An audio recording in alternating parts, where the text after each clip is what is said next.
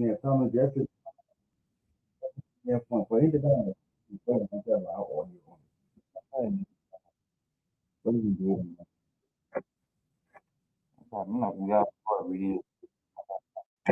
foi audio agora you see also imagine in the black man once in a while yesterday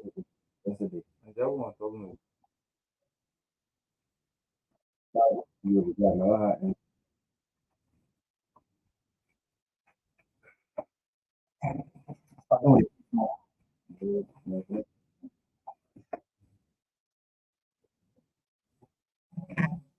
Good morning, early risers.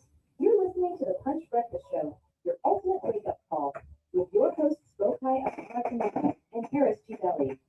Rise and shine, everyone. It's time to kickstart your day with laughter and great vibes. That's right. Grab your coffee and get ready for a sizzling morning packed with the hottest topics and the coolest tunes. We've got everything you need to jumpstart your day, from news that matters to interviews with your favorite. We're dishing out those feel-good stories that will put a smile on your face. So sit back, relax, and let us fight your mornings. The Punch Breakfast Show starts now. Stay tuned for a morning full of energy and entertainment, right here on Punch Radio 106.7 FM.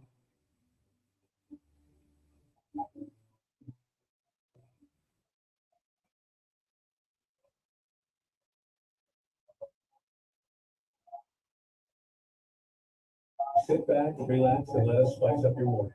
The Punch Breakfast Show starts now. Stay tuned for a morning full of energy and entertainment, right here on Punch Radio.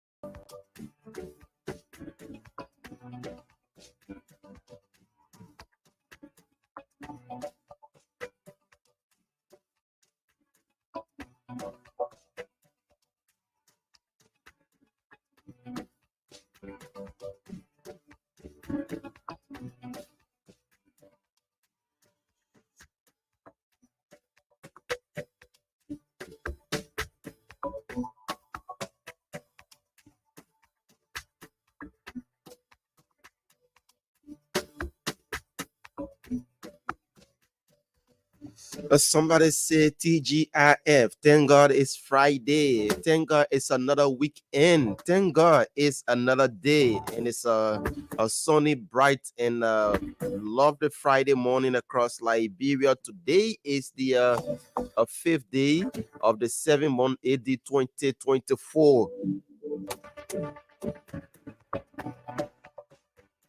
9 minutes past 7 o'clock. Yeah, 9 past 7. Welcome wherever you are. Welcome to yet another edition of the weekends. Yeah, this is the weekends edition, right? Yeah, the weekends edition of the PBS. That's the Punch Breakfast Show. It comes your way Monday to Friday. Yeah, Harris Biddy and Buakai Amara Kamau Predecita here for you this morning to bring you the weekends edition of the show. So all you have to do is sit back and relax. Yeah, we are about to make some friends this morning.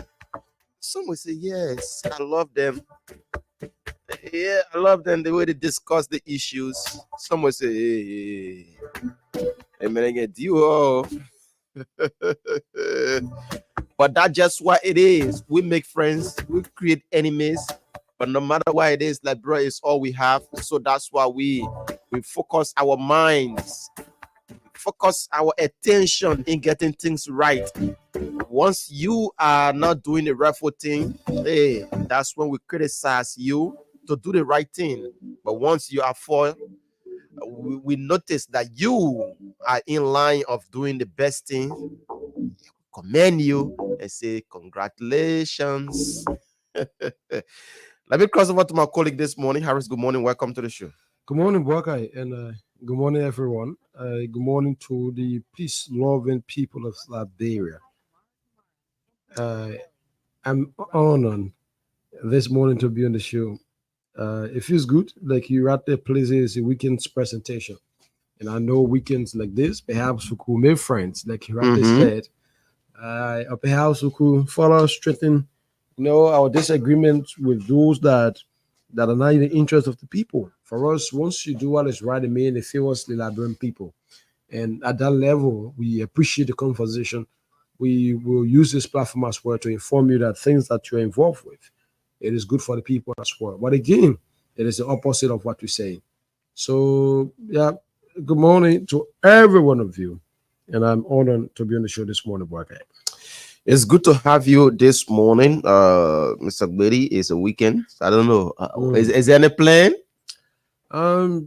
Basically, there's no plan. Perhaps again, you can just conclude because as the day progresses, there are possibilities of offers or what have you will come out. Maybe you will receive invitation from friends, from family members as well. But as it stands, there's nothing much. Maybe you have to do. You have to stay back at the office, do 1 or 2 work at the office. Subsequently, during the evening hours, you want to retire for home. And not just it until the plane changes now. Maybe there are offers along the way, and I'm open to offers. Who are you expecting offers from? I mean, when I say offer, we have our professional colleagues as well. That at times can pull you by surprise. On top of that as well, some of us, like if you have a good follower. A good follower that will say, "Oh, no, I want to say something." Like that. But it's good. I know the offer will be. I mean, like someone will just pick you up, like, "Hey, Harris or Boaka, today is Friday. Perhaps we could sit out a bit. You guys have had a very, very hectic week. Mind you, this week was challenging politically as well. We were be able to, digest that information, break it down into pieces, and sell it out to the Liberian people." So like that, it was stressful. So you want to say someone say, "Okay, fine, Harris, what we do is that we will send your text, like my good friend Massing package doesn't mean." Yeah, okay, the weekend on Maxing. Yeah, he didn't want to go the weekend. Massing package. Yeah, we gotta be a sounding tax to people. Yeah, the weekend bar that Maxine taking care of it. So that one bar. We too, we are human beings as well. You don't think we actually know human beings too. So I think it was like a sounding tax to people. Yeah, we say, but maybe they come in weird. You don't want. Yeah, but it's something our good friend Pascal David, Pascal, yeah. Pascal. Next weekend. Be responsible. Our red rock orders and things will come in a sad tax to you. But it's good, man. It's good. Folks, welcome. We started a bit with some laughter this morning, and it's good to do that. So yesterday there was this breaking news making headlines in our country, wherein the government of Liberia through the civil service agency broke up very big news in our country that says the civil service agency of Liberia has identified and removed 687 potential ghost names on government payrolls across 4 spending entities.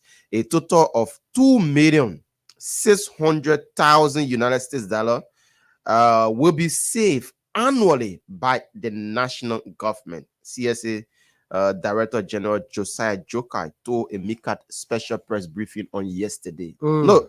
Somebody not listen to me. We are talking about $2,600,000 United States dollar will be saved annually by the national government. So we were losing $2,600,000 on ghosts, people are sitting home and now working. They are not working, but they're taking home pay, they're taking salary, their money just going in their phone. This time they pay people through mobile money now. Yeah, so it's just like you can be sitting now. When I said then the way weekend, let me say we are at the end of the month, they finish getting that money quietly. I mean quietly in their phones. Me say 600 and it is some more persons, Harris. And that is it's mind blowing. The Liberian people, people that are working tirelessly, for them to be benefiting from such amount, or even for their salaries to be increasing, it's not increasing. Some of them, their salary just static or kind of decreasing. So here we are. Instead of people benefiting, the people that are doing the work, people that are waking up every morning to say, oh yes, I'm going to do my job. I'm working with the government institution. I'm going to job every morning. I have a tax on him to go and do. They are not benefiting from what they should be benefiting from. Mhm. But instead of that, somebody, somehow, somewhere is immensely benefiting on government payroll. And they are quietly sitting at home. And this happened. We're not just squarely blame it on the WIA's administration. It happened under the Eddie. So, but it became so overwhelming during the WIA administration. It became so overwhelming. And this is kind of affecting our nation. When we talk about the country is not developed, we are not moving forward. How can we move forward, people? How can we move forward, fellow Liberians, when we have people that are not doing a job, but they are benefiting immensely? We are talking about 687 persons. 687 persons. Well, this is just from 3 government institutions. No, don't get me wrong. I said this is just from 3 government institutions. Imagine other government institutions that they haven't reached out to yet, Harris. You know what's happening there? You know what's happening at the MCC? You know what's happening at the Ministry of Foreign Affairs? You know what's happening at even the executive mansion? You know what's happening there? It's a welcoming news. And we want to say congratulations to Mr. Jokai. Even though we have invited him a couple of times, having mustered the courage here to sit on our platform. But we'll try again. We'll keep trying. But like we said on this platform, once you are doing well, once you are serving the Liberian people well, it's good that we commend you. We tell you that, oh, congratulations to you. So Josiah, we want to say thank you. Kudos to you, bro. When other people, when you start doing it, like the way the other people doing it, the more Ali, the Josiah, but man, to be real, Josiah is a hardworking fellow. Yeah, and he was placed at that position by the president, and then and it's good. It's good that he was placed at that position, and we Liberians want to celebrate him. So Harris, that's it. Yeah, Broka, you said it right, and you place it at a very, very brilliant way to have a conversation surrounding that. I followed up on the press conference yesterday, the special press conference on yesterday. Let me begin by informing Liberians this morning that the government of Liberia, now we're going to get to the CSA conversation, of which is very important this morning to us. For us, we have taken interest in what the CSA boss disclosed yesterday. And it is on that we're going to have a conversation this morning. Listen, there are a lot of interesting revelations coming up. Because mind you now, the CSA is our government institution responsible to supersede the welfare of all civil servants across the country, or across the country that are within government entities and institutions. So the conference on yesterday was graced by the president.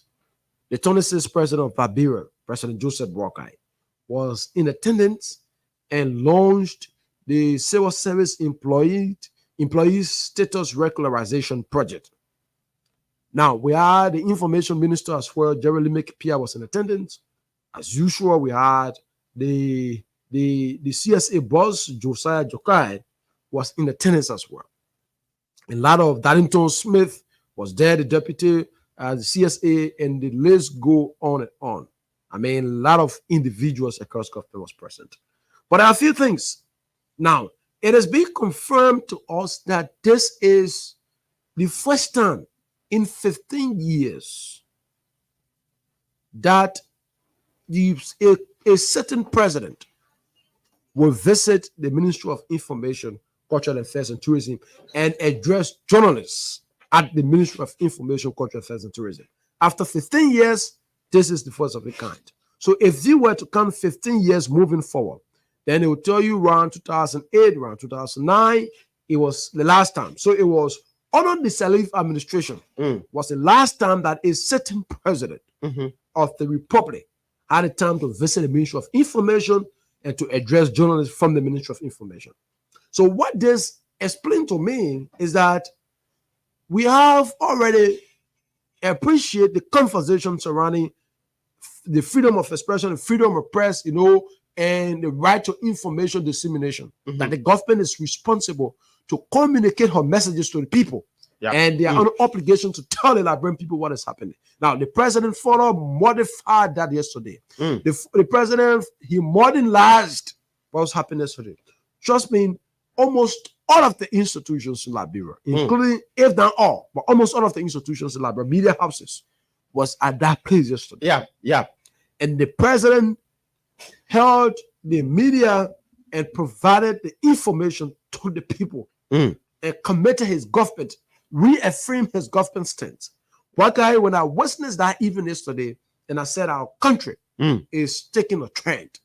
Our country, in some other countries like Europe and other part of the world, you find like the White House, you find Donald Trump, for instance, Joe Biden want to address the press, and you find all of the media houses are accredited at that area. You have a section where the president feeling there are questions, there are answers, and everything.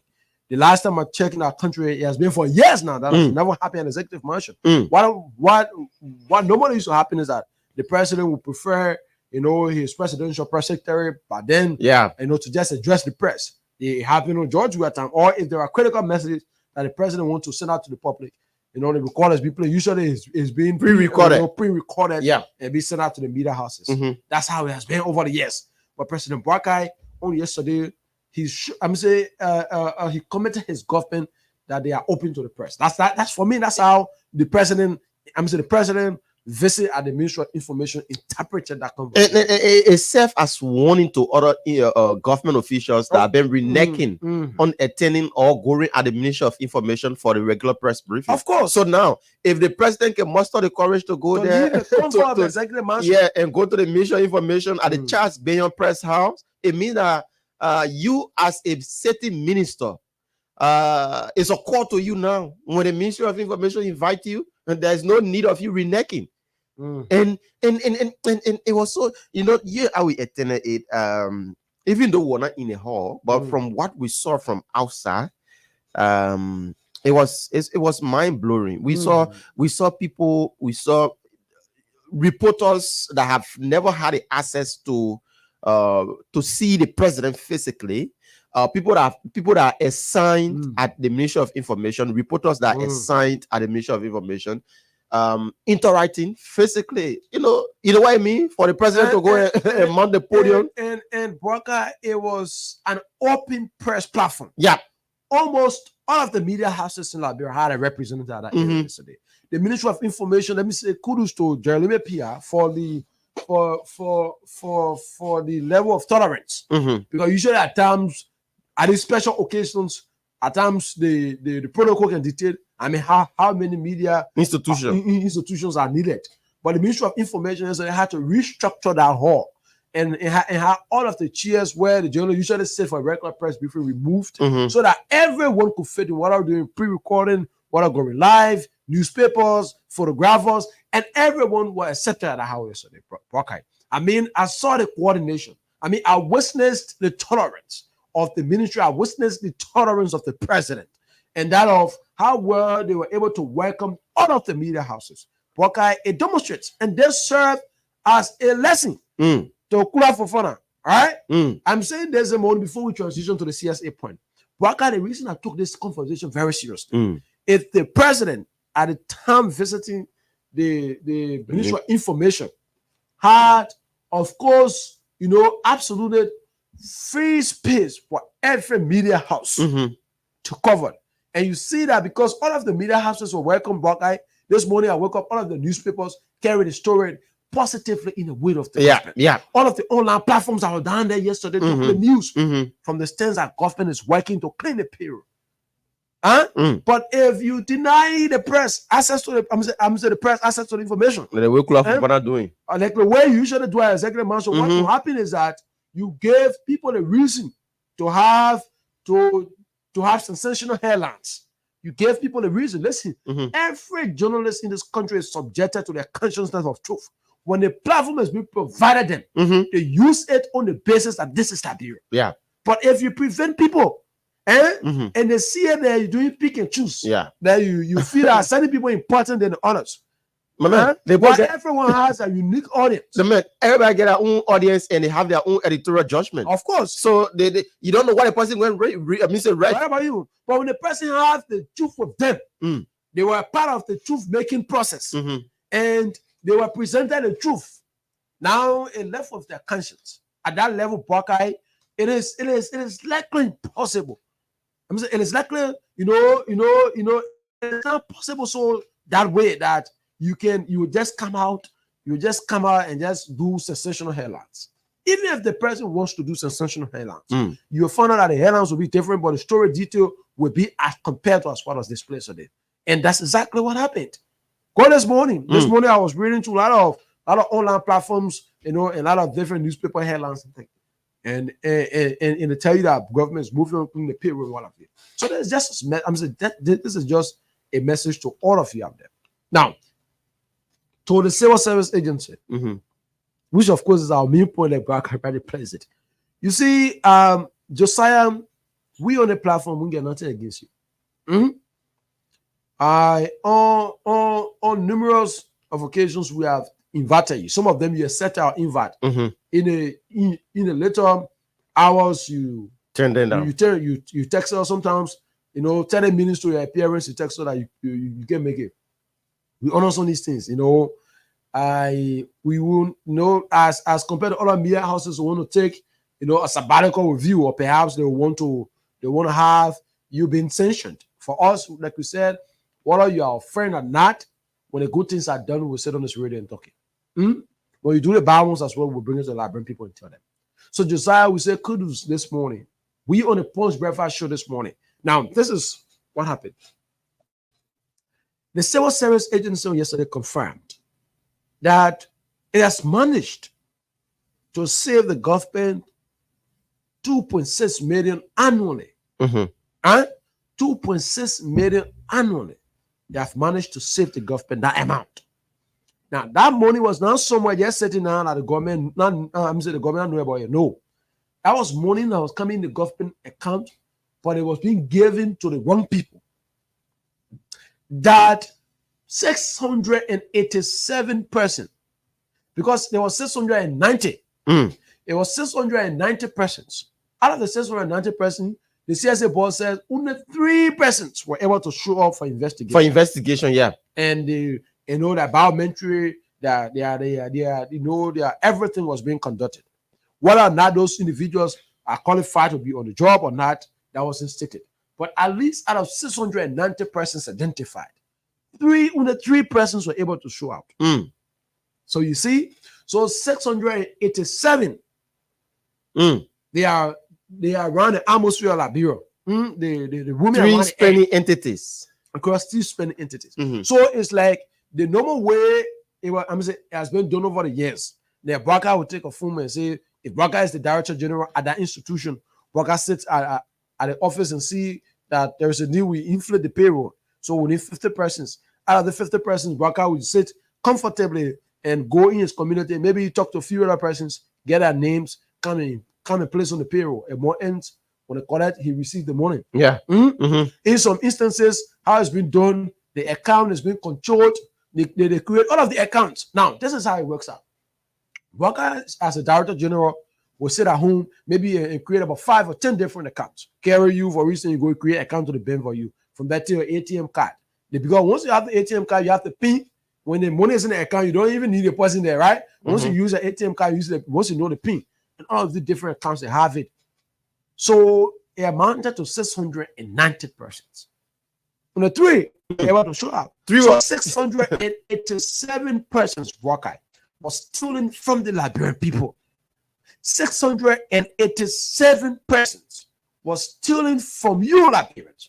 come to think of it, if that 2.6 million, government will say, let's use it 2.6 million, right? Yeah. So since that 687 person, Mhm. there are two ways. We have a payroll system. Since we want to, there's 2.6 million. If we add in salary up, we add everyone's salaries. Mhm. It's very little. So like that, people will start to complain, say, oh, they add some people's salary or then our salary up. So what we could do is that since that 687 person we identify, then we replace them with people that are living, people that supported the rescue mission, for instance. But those Liberians are in the dire need of job as well. Mhm. Let's open a process where we can have at least 687 person recruited. Yeah. Add up, because we already have that money on it. I'm saying it's there. It's there. Every year that 2.6 million is there. So But what was happening is that it was not going in the hands of people that are living. The people are ghosts. ghost. They're not in existence at all. So sending in existence, but the money there going in the hands of the wrong people. Let's have that space open. That's a conversation again the CSA board going to have with the president. And I know whether or not the government will see reason that it is also a matter of importance. Mhm. So you see how it works out. Now, the president said yesterday, after Josiah told the president that, Mr. President, the process we have initiated, or this process you are about to initiate, that was at the time when he was making his speech. He said, we have identified just from the head counts across the different government ministries that about 687 persons, Mr. President, across across 3 different spending institutions. Mhm. Mr. President, those persons are not in existence. And what happened is that every year, those persons, their salary amount to 2.6 million. So this is a situation we have identified, and we have thankfully removed it. Listen, when the president took to the stage yesterday, Buakai, he said, this is not good. He said, for us, we have served already. I'm saying what President Buakai said yesterday, and we're going to make sense of it this morning. He said, for us, we have already worked our years out in government. We have served this country. But now, at this point, it is about legacy. It is about the generation. Mhm. It is not about generating wealth. It's about creating a space for the generation to come. So he asked something this morning. And a lot of you that talk about witch hunt. This is what the president says on yesterday, Buakai. President Buakai said, now you're saying I'm taking the people from the payroll that witch hunt. So he said, what if you have your home? Then, for instance, every day you get money for someone to do work at the house. But that person collects the money, the person is not doing the job. You as a person, individually, what will you do in that sense? And Buakai, it connects to the conversation. I say which one now? 687 persons that are not in existence. The CSA said after they identified those names, they published the names. They call the name and said, no, this is how the process works out. The CSA went and conducted the hair counts. So, for instance, if we come to the ministry of this, right? We come to Buakai ministry now. We'll do our hair counts, everything. Prior to the CSA visiting the ministry, they were issued a memo. The human resource director of that institution will issue a memo and say that the CSA will be coming from this day to this day to conduct hair counts. Everyone that employed within this institution should be at work. Then that memo is placed up. And maybe a week before the CSA visit. Then the CSA team visit the ministry. Now, when the CSA team visit the ministry, they'll go right after another. We have the payroll. Then for the department, we enter maybe the Department of Communications. There are 15 persons on this list. We'll do, Buakai Kamara. Yeah, Buakai Kamara, we'll check your name. Or Joseph Sokokone, we'll check your name. Just like that, we'll do it. From there, we'll move to the department, the finance department. Maybe there are 25 persons on the list for finance department that employed. We'll go do our hair counts. Now, all of those individuals, the ones that are absent, the CSA will mark them because every employee has a phone number attached to their account, right? They have the phone number attached to the human resource of that institution. Everything happens. I bet. So the account there. That money number is there. So the CSA said to take that list and go to their office, and maybe that day Buakai Kamara was taking kind of way, right? And zoom in now. Yeah. So he wrote on the list. Yesterday, when at the communication department, Buakai Kamara was absent. Okay, so same Buakai number, call Buakai. Mr. Buakai, we went there at the ministry and you were absent. You were in the communication department. Can you show up at the ministry? At the CSA office to confirm Or when were you being office so that the CSA team will come there and confirm? A lot of them will call them, they were in picking up. Only 3 persons. Three Out of persons. 690, only 3 persons were able to show up. And the CSA said, Mr. President, only 3 persons we can count for out of this number. Then someone said that it says Wisham. The process was conducted. Prior to this thing, it's not that the CSA that will also money, go to, and go to government ministry agency. I hope we could get him this morning on the line. The at least CSA boss, the CSA boss. He walks out Mm. to different government ministry agency. The team there visited different government ministry agency prior with a communication, right? Informing them prior of the visit, federal institution conducted head counts to follow up on those that were absent. And at the final analysis, that's why he said potential ghost. Which means that after all of our investigation, it proves that those individuals are not existing. But again, maybe for different reasons they might be existence. That's why he said potential ghost. So it is binding upon you now that if your account is being blacked and you know that you are employed, You you are have your employed. employment letter, then you can challenge the process. He said the boss said this, and he said we open the session at the 7 persons if in an event that you Baka, maybe maybe we made challenge mistake. your process. Yeah, we made mistake. We put in here. It's simple. Let you know wish one thing. Take your letter, right? Your letter of employment, and that of visit. I'm going to go to the CSA. Say, oh, I employed, and you say I'm not employed. Black my account. Here's my employment letter, and the verification process be done, and your account will be restored. As simple as it is. As simple as as simple as the thing will be. So this is a demonstration that the president said this thing is part of my government quest for accountability and transparency. We have said that we come in government so as to be as transparent as possible. Fellow Liberians, if nothing interests you over the weekend, this should be the interesting news. If nothing satisfies you, then one should be satisfactory to you. Because you know why? 2.6 million of your money that were being used to impact a lot of sectors in this country was being dished out in the hands of wrong individuals, was being dished out to individuals that are not in existence. And someone asked them how the money are going now. So the message there, carefully design a strategy, inflate the payroll so that when the money comes, he collects what the balance of it. So that those individuals are not in existence, but funds are being collected on their behalf. This is how corrupt, this is how desperate, and the desperation of those that served previously to acquire wealth led this country. So perhaps only 3 directors are making 2.6 million aside of the salary annually. So if assuming those directors who have served for 6 years, so 2 times 6 is 12, right? 0.6 times 6 is 3. So it's 15 million is stolen from this country. They stole 15 million from this country in 6 years. That one are there for 687% across 3 to 4 government entities going across the country. Understand? Someone want to ask us to when I know when was this being held? Listen, whether it was from the Salif administration, this is an inherited problem. Perhaps a transition from the Salif administration entered to the George Weah government. The George Weah government was to show their responsibility to ensure that the checkpoints have been corrected, so that to ensure that the step now that the CSA boss is taking, that step will have been taken.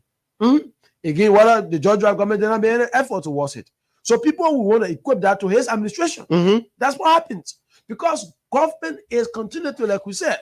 So if you inherit a problem and you fail to solve that problem, what it means is that you have modified that problem. You have modernized that problem. So you take the blame for, the modification of it. Absolutely. You take the blame for the modification of it. So if we were to have the conversation, then we'll be blaming George Weah government. Yeah, because from this backdrop, what we observe, we are saying that it never existed under the Ellings administration. No, don't get us wrong here. And we are not saying it will not be it will not exist under the Boakai's administration, but it became rampant. It became overwhelming under the Weah's administration, most especially when the president was leaving office in at the end of 2023, like November to December, or December to January, my brother, the payroll became flooded. People start the employment rate increased at various institutions. Employment rate increased at various institutions because people felt that we not win election again. So the only way that we can keep our supporters or our partisans up and running, the only way that we can do, the only thing that we can do is to put everybody in government, no matter what it is, let them be there, let them be receiving small thing for their upkeep up until 2029. So that's what they did. They overflooded the payroll at various ministries, at various agencies, at various institutions. So now here we are. It will be a long process. It's not just today. It's not just tomorrow. It will take a time to get rid of all of the ghost names, to get rid of all of the bad apples from the good ones, even though it will not be done entirely in a good process, but there is need that it happen. Fellow Liberians, sometimes we will sit and say, oh, this government is not doing well, or the WIAS administration were not doing well, the early administration were not doing well, the other governments were not doing well. How can the government do well when we ourselves, Liberians, we are stabbing the government in the back? When we ourselves, Liberians, we are looking down upon ourselves. We are not paying tax. For instance, let's go to the water and sewer. Let's go to the electricity. As low as you buy electricity for $5 now, some people are still stealing current in this country. Water that we fight it. We say, no running water in the country. No one. People now, we get people in place that trying to bring impact on water at various homes. Some people are stealing that particular water now as we speak. As we're speaking, people are using free water. People are using free electricity. Bro, then you say, we want for the government to build safely. We want for the government to build a road from here to your hometown. President Baka should construct schools, hospitals. How can they? How will the government do that when you as a citizen, you are not paying tax? Bro, we see people with car to even pay your taxes, meaning to even go and register your car, is a problem. Okay, I think I have the power of the president. As we move on, I'm going to get it right here. Listen. I think you used the call from there. Yeah. Okay. Yeah. Listen, we want to connect this thing to what we're saying. You listen to it. People live in this country of black eye, survived on the as lynch. They steal from this country. You want to play now? Yes, let's just connect that part on the own. Food of the home. And somebody was selling that food, depriving other people. What would you say?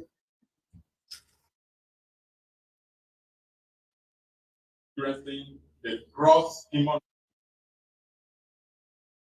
Yeah, you complain.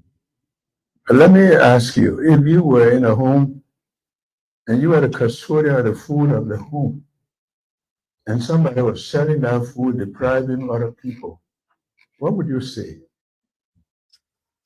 We have to be honest with ourselves. This is our country. For some of us, we've gone through our days, but we feel that we cannot leave the stage without helping. I tell people it's not about the next election, it's about the next generation. Keep our country with all the resources we have, they'll be vanishing, and we all sit. And you say, don't take this person, don't take that person, don't take. At the end of the day, who's going to be the victim? You. But we are aware. The Holy Book says, who will know how to do right and don't do it to you is sin.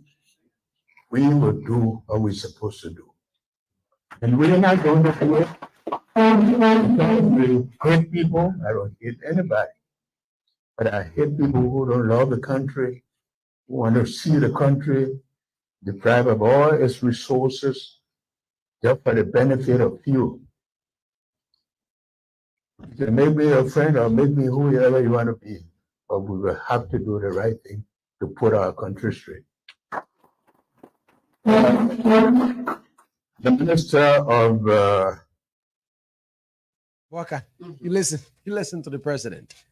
He said, I don't hate anybody. Mhm. I don't hate people that Deprive others. deprive others and hate the country. Mhm. This is not about the next election. It's No. about the next Generation. Yeah. Walker, the connectivity in the president's statement yesterday.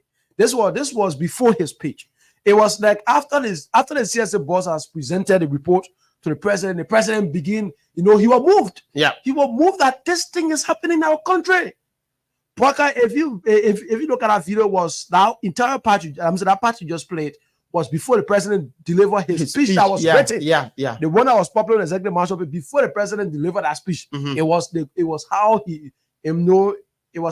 he began the conversation. The CSA board said to him that, Mr. President, we have identified 687 persons that are taking 2.6 million from the country every year. That 2.6 million who have been used perhaps to improve public schools in this country. That 2.6 million who have been used perhaps to have an extension in terms of health services in Bon County, and perhaps in that of at the CH referral hospital. That one who have been used as well to have the medical facility upgraded at the bombing community, at the bombing county health center. That will have been used also for to cater to some of the needs there in JFK. So, Mr. President, we have identified that 6.2, that's 2.6 million, 2.6 million have been given to wrong individuals in this country, Mr. President. So after the president received that information, after the president received that information, what the president did, he broke down, in desperation. He was like, I don't think this is about the next election. No. This is about the next generation. Yeah. If we continue to trade on this path, every year the government loses 2.6 million in the hands of wrong individuals. Yeah. And you say, oh, you would tell someone, say, don't touch anybody. He said, I don't care how you see me or how you take me to be. If you think I'm wish hunting someone, but it's good, let me wish on people because of the next generation. Yeah. So Yeah. For some of us, we have served.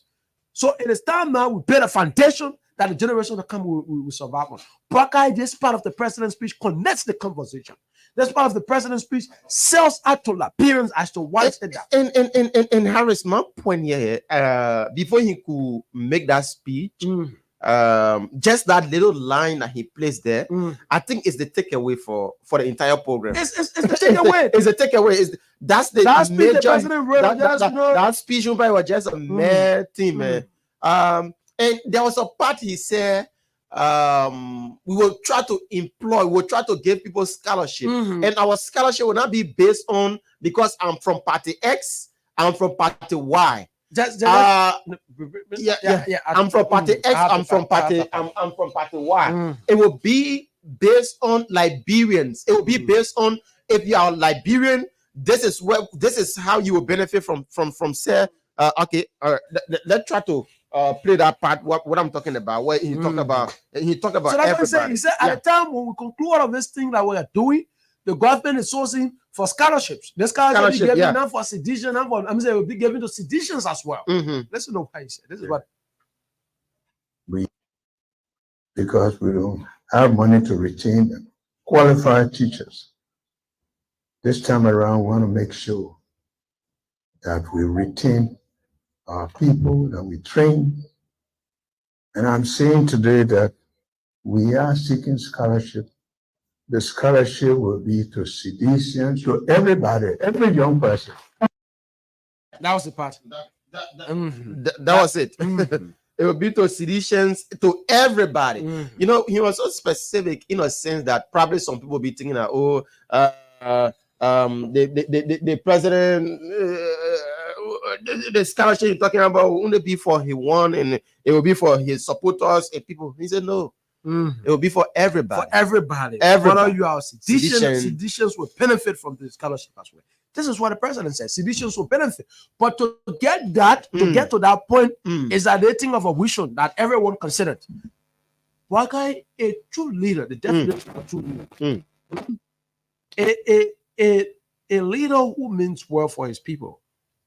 Whether you're in opposition or in no position, there are decisions that you understand people will criticize you, even though they know that the decision is right and it's in the interest of everyone. And especially we live in a society where our system has been polarized, that people wrong characterization of you is what sells out. But God, I've never heard a time in this country that someone said that, and praise you. And the next day we get that, oh my mic is going up. I'm not Okay.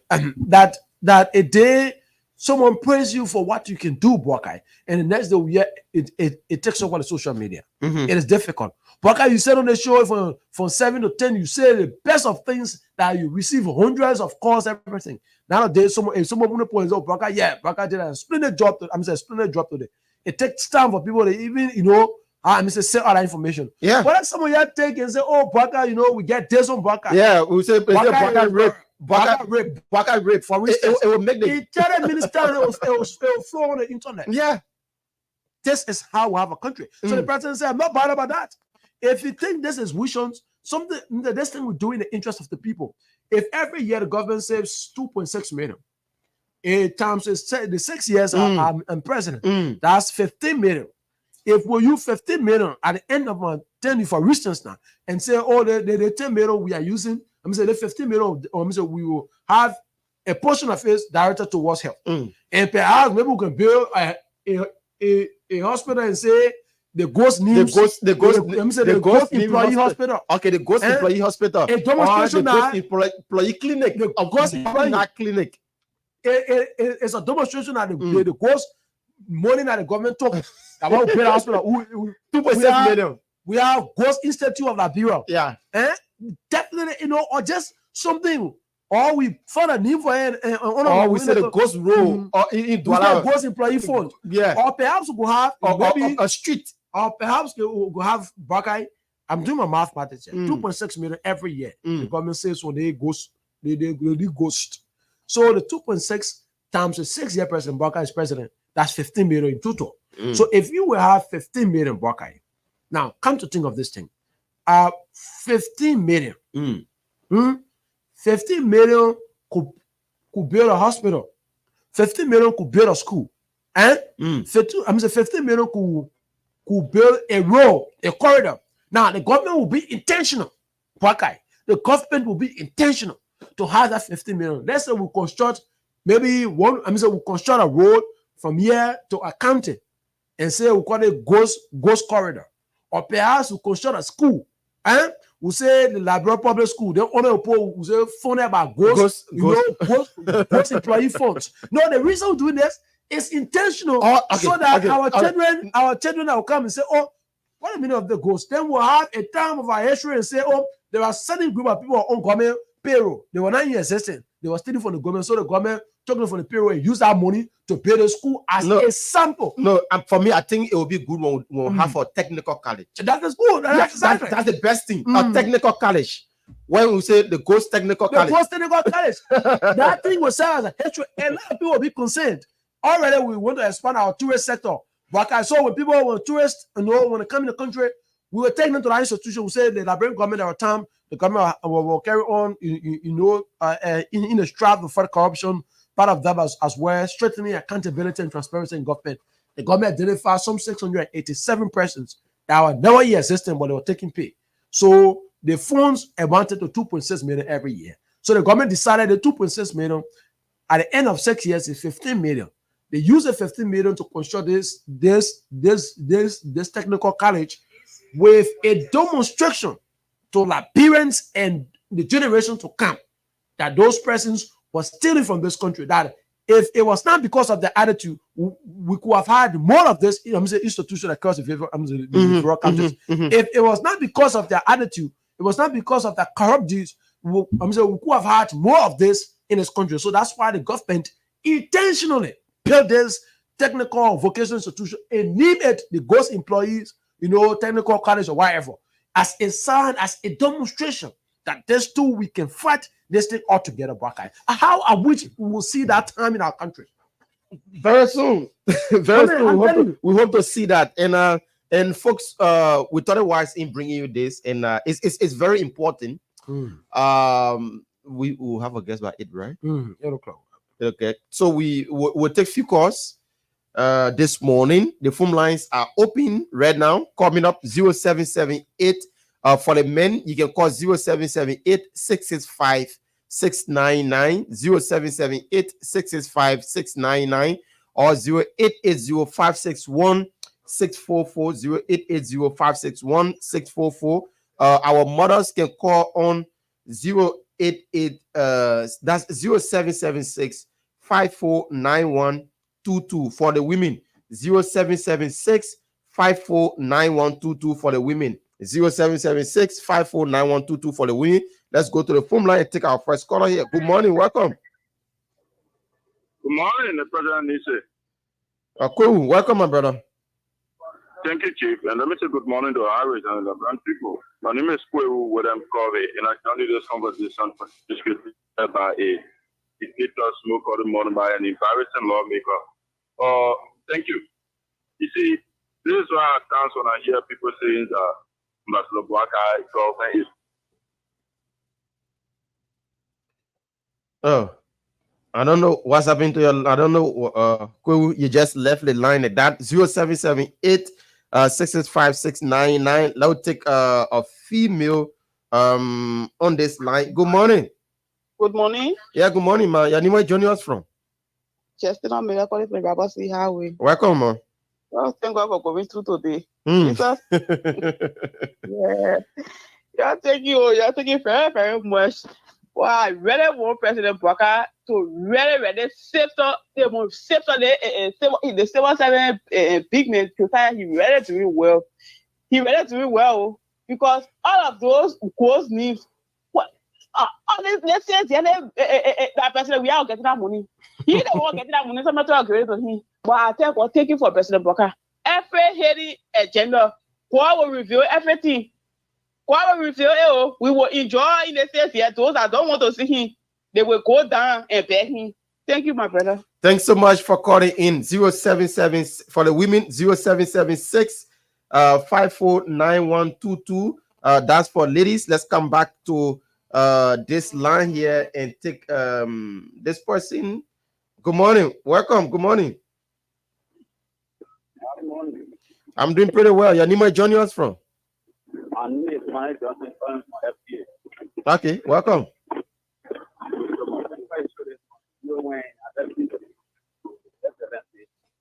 Yesterday, we had broke it down and said that you have heard it up. But then we did a country about the legacy from this America. And then I want to appreciate the civil service agency for his extremely what he is doing. You know, they go to here, our people of this country. They are just here to train down the country. How it could be taking money that you are not working for, and they not even qualify the work for. And those things, most of the ministers in the past, they were taking pay. But what the money of pay was so I didn't start taking. No, your line is really bad this morning. I just don't know what's happening to your line. But 077 865 699 for the men, 077 865 699. The women can call on 0776 549122. Good morning. Good morning, Baka. Good morning. I'm doing pretty well. Your name is joining us from? Yeah, I'm joining you from SK Boulevard. My name is Isaiah Cool. Baka, you know, these things about the lawmaker, when I heard the men carry their plate on Keke going at the Capitol building, I am a famous felon. Myself here voted this government. We cry for this government. At the end of the day, these same people that we put there, call them, score them lawmaker, getting vexed more than us. Where since we change this government to all, some of our salaries still remain 120, 130. We are not angry. We're not getting vexed. But our civil servant president is sitting there at the CSA doing nothing. So you think when we, the civil servant, decide to get vexed and not go to work too, what do you think is going to happen in the country? These guys got to be serious and don't think that they are the only one that working for this country. We are civil servants. We are working for this country too. Okay. Thank you. Thank you so much for making your point. 0778-665-699. 0778-665-699. Now take another person here quickly. Good morning. Welcome. Good morning. Yes, sir. Your name, where joining us from? Yeah, my name is Jonas calling from Painesville, Red Light. Welcome, Zizi. Yeah. You know, this country, we really need to be sure as we the citizens of this nation. These people is 100% right. Because we sit there, we look at the people putting into power. At the end of the day, they make fun of us. So anything they do, they will do it for nothing about us. So we just need to forget about it. We have to change the mindset of every Liberian. We know what we're doing in the future. That's the only way the country can move forward. Okay. Thank you so much for calling in this morning. Let's try to take somebody from the WhatsApp number. Let's take this person. Good morning, welcome. Good morning. My name is Douglas. I'm calling from Europe. How are you? Thank you for the program. Good morning, Douglas. You're live with us. Well, thank you so much. Thank you very much. I would like to thank Josiah Joker. You know, the problem is, I don't know, the government just came. Everybody one job. Look, my brother, when you move from an apartment, the people got to clean the apartment, put everything in place before they take another tenant. But if you just leave the apartment dirty and you can't take another people, you think they will face the same problem? So all of the people that they come employ now, they will get better pay because the payroll was not good. This is why I don't know Liberian people. Look, let me tell you, in Europe, you watched the election last night in England. They say one of our Liberian sisters won. Yeah, Miata family. Miata family. Yeah, she won. Labour Party, they swept because the party that was in power was not doing well. It took the people from EU and they were doing a lot of things. So it means that the people that come in will change their life within 1 month. No, you gotta wait. Look, even the procurement of things, it will take months, you know. So after 2, 3, 4 months, after 2, 3 months, 2, 3 years, they say, yeah, the people not doing well. But after the first 2 months, they say the people not doing well. We're not employed. No, that's how they do. Okay. Then you come and take the same pay that your friends were taking. All right. So you got to make way. Thank you very much. Thanks so much for calling in from the UK this morning. And we have another person from this other line. Okay, we just messed up on our call. Can take like 3 to 4 more calls. Yeah, let's take 4 calls. Then we take. Yeah, let's take this person. Good morning, welcome. Good morning, brother, and good morning to your co-host in your studio. My name is Adam from Nami Johnsonville. Welcome, Adam. Thank you so much. Well, when people of relevant government institutions does well, we appreciate them, and when they are condemnable things, we also condemn them. Yeah, let me join the rest of Liberians who have called in this morning, and even those that are not listening, to say thank you to the CSA boss for his consistent policy being implemented, because there were others who said those things at the level of the CSA. Since I've been knowing myself, knowing government, understanding government now, I think they should be the first CSA boss that is doing a practical work, displaying what we call real governance and showing actual work to the Liberian people. And I think he need to do more. It should not just be about first impression, because the government now, I think it should be 6 months plus. It should not be the first impression that, people now, their attention on me. As soon as their attention leaves me, then I will do whatever thing I have under my coat. So, yeah, one of the callers said this thing. The civil servant, the government has not made a position on the civil servant salary being restored. That was being harmonized by the president. We are government. And I think President Bouaka made a commitment that indeed the people's salary are going to be restored, owing to the fact that what they're making is infinitesimal to sustain a family. So let Bouaka and the government see how best to make the necessary adjustment to restore the people's salary if there is no plan to make increment. All right. Thanks so much. Yeah, and Baka towards that, what I'm sensing is that that's why this process, the president has taken serious interest in that, because we can only restore the salary. Mind you, now there are a lot of individuals. Imagine 687 persons already identified, right? Yeah. So that 2.6 million the government have on here every year. So what we'll do is I will conduct all of the headcounts. That's why the regularization project yesterday the president launched is very important. So when we conclude the regularization project, we identify the real human being, and we take all the fake money from there. Then at that level now, all the fake people, the money they were taking, I will use the eye on the post salary. Then at that level, government will be confident, in terms of whether there should be a need for salary increment or not. So the regularization project will serve as the basis of the conversation. So this is now let the party saying the fake people there. People living in the atmosphere. Good morning, gentlemen. Good morning, welcome. Oh, thank you. My name is Lawson Augustine Sagacious Winston, and I do join the conversation. Can basically hear about skin lawmaker in district number 6. My brother, in a decent government that comes to power, you need no microscopic materials to signify that person is a good leader. Look, President Bouaka seems to be a very decent leader since 1847.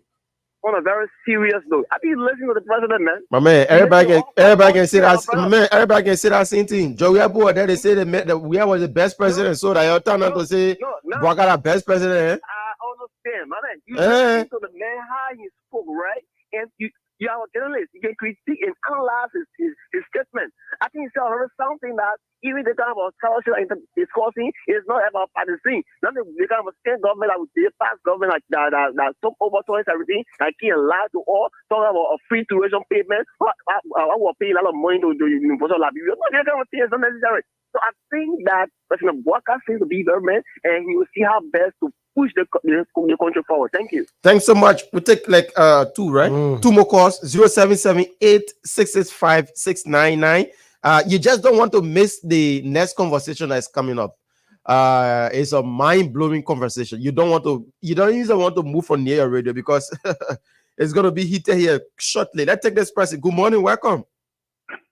Yeah, Bouaka, morning. How are you? Spencer. Yeah, thank you. Thank you for the recognition.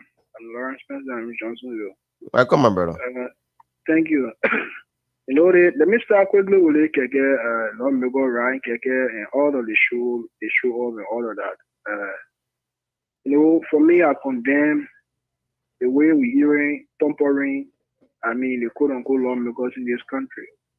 But what I have issue with here, to be honest with you, Bouaka, is the fact that the senators are having their benefits, and the lawmakers, the lower house, the guys from the lower house, benefits is not forthcoming. If we want to say, all of those benefits are not necessary for these guys, they should be done across the board, right? But we cannot have our friends who are at the level of the upper house, they are getting all of their benefits, their cars, their gas, and the rest of them. And the people that, we elected to represent directly, they are not getting theirs. It's my parent. But if we as a nation will come to a joint board to say, we cannot continue on this path when we struggle, when we begging out there, for example, for people to come and do a roads, to get medical equipment, they will be wasting money. For the 5,000 for an individual car, 3 years, it's kind of struggle in very poor economy. So if Liberia is serious, we can come up to amend somebody these laws. That we can see the benefit of these guys reducing, because they said that they made laws that will benefit themselves, not the country. So until they are thinking to be fair, the guys from the lower house should get their benefit as well. Okay. But quickly to air on the Joga issue, Bouaka, no reasonable Liberian will not want appreciate what the civil service does.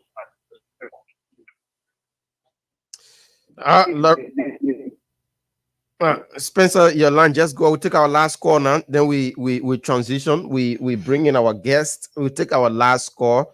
Let's go to the phone line. Take this person 0778-665-699. I don't know. Our mother's not calling. Our women there. The women there, y'all call me on 0776-549122. Yeah, like women there on the line there.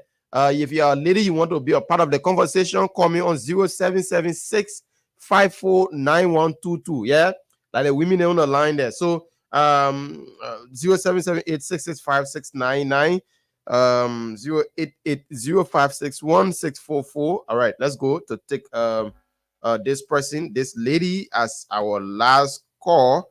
Yeah, let's listen to the ladies. Good morning, welcome. Good morning, how are you? I'm doing pretty well. Your name, where joining us from? My name is Babu Jones. I call from Kingsville, Red Light. Welcome, man. Yeah, so my thing has to do with the representative. I listened to your discussion for the past week now. And the legislator, the judiciary, and the executive, especially the representative, they are the honor manner of every government that comes to power because of the law. So my suggestion would be, you could have a talk show on that we will discuss it and have a change in the act that created them, and then have a change in the policy that gives them all the power.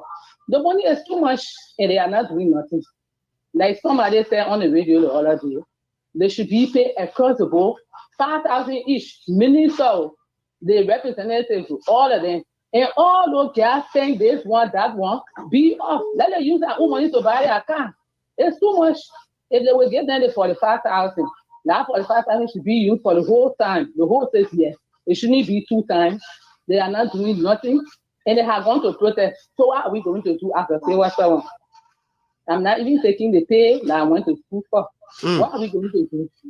If I call you my degree and then tell you my salary, you will think I'm lying. Yes, I'm a health worker and a special health worker and have master's degree, but I'm taking $300 United States dollars. Why one funny lawmaker taking $17,000 or $15,000? Too much for them, and they are processing. There was so around motorbike and keke and wheelbarrow. They're supposed to not wheelbarrow. Then they are family pushing to go, and they have even break the rules. They say keke should not go over, but they have gone there. These people are not doing nothing. They are the honor manner of the president. And I suggest to President Baka this morning, he should be authoritative sometime. Those money should not go to local. It's too much, and they are not doing nothing in their places. All of the countries, only maybe all of them 1-2 persons. They are not doing anything. They for them of Rufio. They are not cleaning or they are not putting money together. But to be lying here and then, like the people who call themselves, like it's too much for Liberian people. People they are half of wickedness, they are half for bad, but they are in a evil place now. It's too much. So Liberian people will pray against their evil wish and will continue to pray that they be exposed every day. Thank you for your show. Thanks so much. Yeah, I'd like to get women a luxury of time because it's difficult for them to get through, and they like to express themselves. So you can just usher in the guests. Yeah, of course. Why we? Yeah. So let's take this person. While we're taking this person, we'll bring in our guest. Let's take this person. Good morning. Welcome.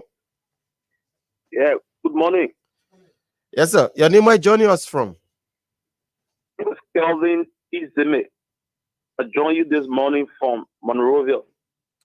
Welcome, Kelvin. You are live with us. All right. So, it is saddening in our country to see lawmakers, those people who are pushing the interests of the citizens to be affected. It's so saddening on the part of this government to have, this government to be partially working, to have lawmakers from the lower house. They are dissatisfied, and those people at the upper house, they are satisfied. It's unfair. This is not the best way to proceed. But to be honest with you, when people don't understand the workings of lawmakers, people we sometimes just say things probably against them.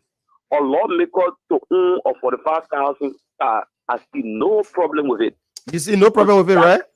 Yeah, I come just listen, let me give you the point. Yeah. For somebody to for a lawmaker to be a lawmaker from Bapolu or Sano to own a car, you don't expect that person to own maybe something or just offensive car like the person is from how they call it District 10 or District 6. I think when we want to have a balanced discussion, we should be saying those lawmakers that are in the urban place and those lawmakers that are in the rural place. Then when you distinguish it in that manner, it will be clear. But if you remember that we also got rural lawmakers that come from very far distance, very far to reach places. So people are such they need land cruiser.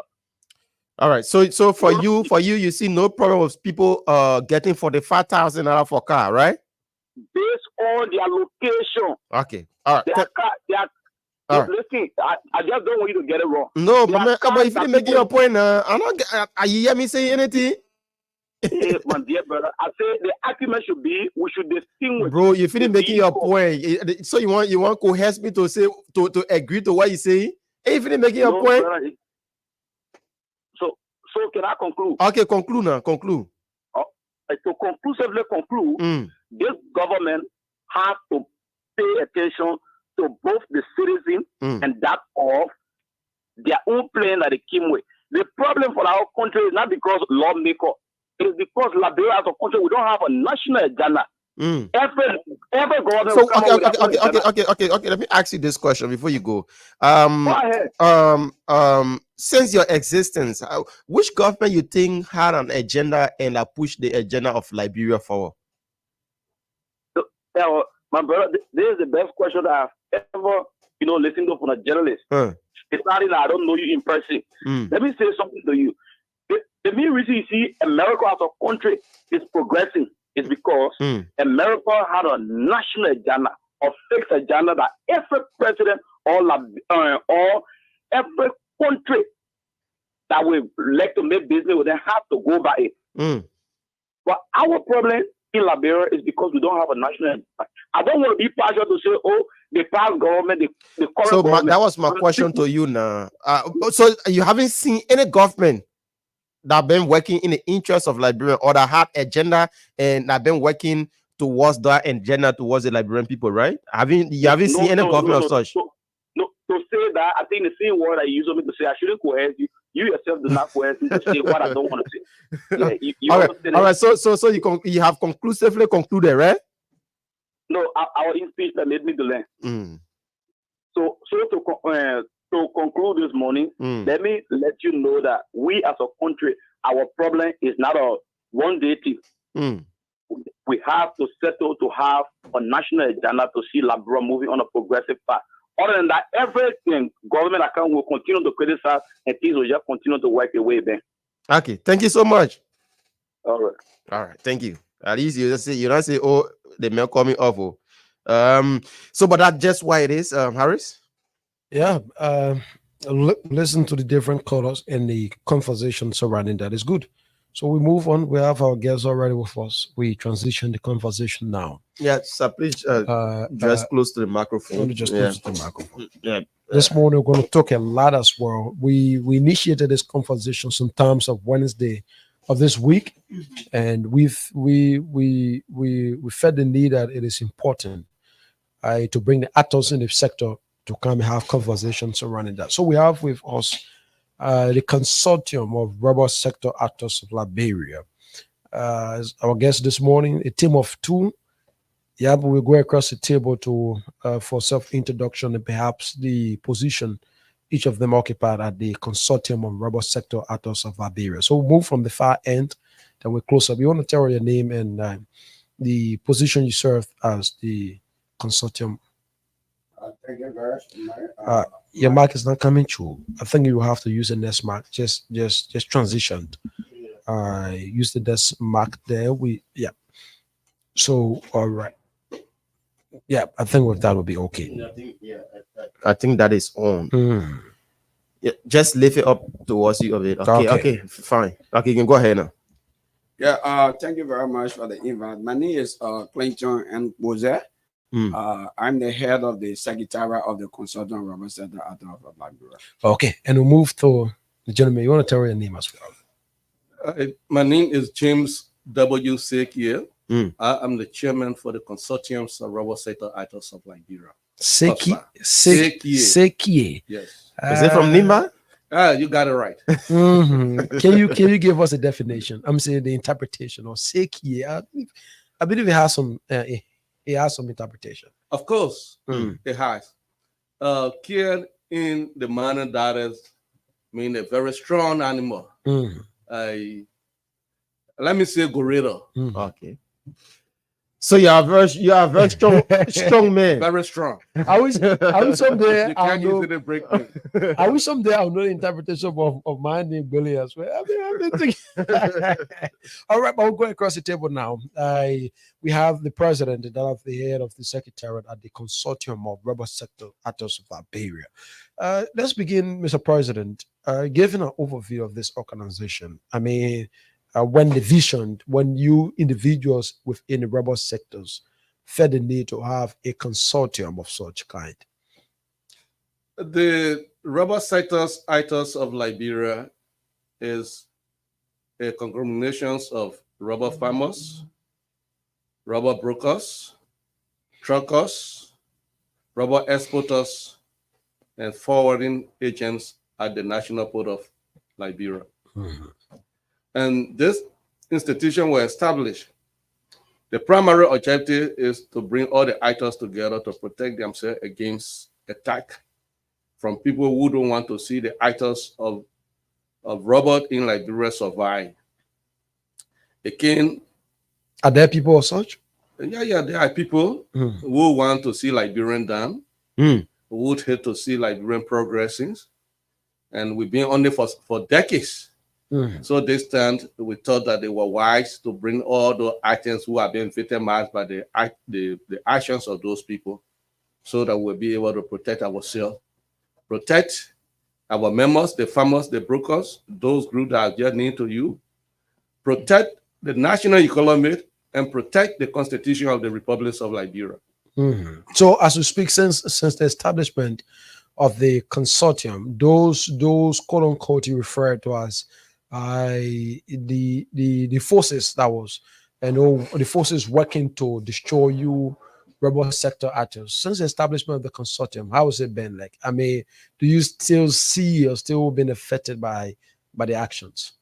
No, let me first thank the government of the Republic of Liberia, headed by His Excellency President Joseph Zuma Boakai, for seeing reason to lift the ban, even though it was temporarily done for the period of 60 days. But this period that the ban was lifted had brought relief to the farmers of the Republic of Liberia. Most of the farms that were being closed down are opening, farms are reopening. Most of the young guys that were in the street doing nothing are now running in the interior, taking on the tapping job. And prices climbing up from May 23rd, 2024 this year, when the ban was being temporarily relieved, there has been tremendous improvement in the sectors. And we want to thank the government. We want to thank President Boakai for that. And we want to let the Liberian people know that executive order or moratorium on exportation of unprocessed rubber is not a solution. Look, Boakai, let me be fair to you. When these bans were being passed, it is not only former President Joel Weah started with President Salih. If you see the rubber sectors of Liberia declining, it is because of constant executive order coming out with moratorium on exportations of unprocessed rubber, when we are not manufacturing even a condom in the Republic of Liberia. And when this thing is done, it leaves the few processing company with monopoly, and they come out with draconian policies that affect the actors. For instance, I'm a rubber farmer. I have my farm in Nimba. In the time, it was difficult for us to sell our own rubber. And they will restrict you. For if you sold rubber last month, June, you will not be allowed to sell July. Why is it? Why? At times it can be that maybe of the the business. I mean, the competition on the world market might drop. That's how I'm saying. That's why. No. It has nothing to do with Okay, the world but- market. but We why? are very informed. We are on the net on a daily basis. We interact with the international market because they gave them monopoly, and you know the objective, the cardinal motive of business is profit motive, and that is the reason why the market must be left open. And that's why we are being demanding for free market, willing sellers, willing buyers. The reason why they do that is that they know that we have no way out. So if they come out, if they drop the price, because normally that's what they do. When they come out with the moratorium, they will drop the price of the rubber to the detriment of the suppliers and other actors. And you have no option. You are forced to dance by the tune of their music. If they tell you that, look, we have to give you coal before you sell, and you sold last month, you can't sell this month, you have no option. Yeah. So what can follow it up is that when we feel discouraged, we just close down the fund and just forget about it. Yeah. So my question here is that why is it that they will stop you from selling? For instance, if you sold in June and then they say you can sell in July, what can be the cause of that? Because they don't have the capacity to buy the rubber. Okay. They fought for the monopoly and they don't have the capacity to satisfy it. Okay. So once it is open up, everybody can do business at any time. Of course, you do business, and that's your core. That's our core. That's all we want from the government. Leave this market open. You know, willing sellers, willing buyers. That's our concept, and it's working well. And you know why? Just a few times the president removed that ban. There have been increase in price twice. In June, it went up. July, it go up.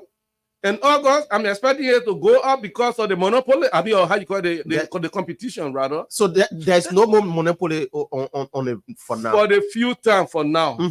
For the few time for now, no moratorium. Okay. Yeah, so monopoly is there. But monopoly died since 2016. Okay. It's just that people are difficult to understand. There is an act called the 2016 Competition Act that called for free market system. They call it Competition Act. And that act prohibited monopoly. So the practice of monopoly is a crime in this republic now. And even if you practice anti-competition behavior, it's a crime under the law.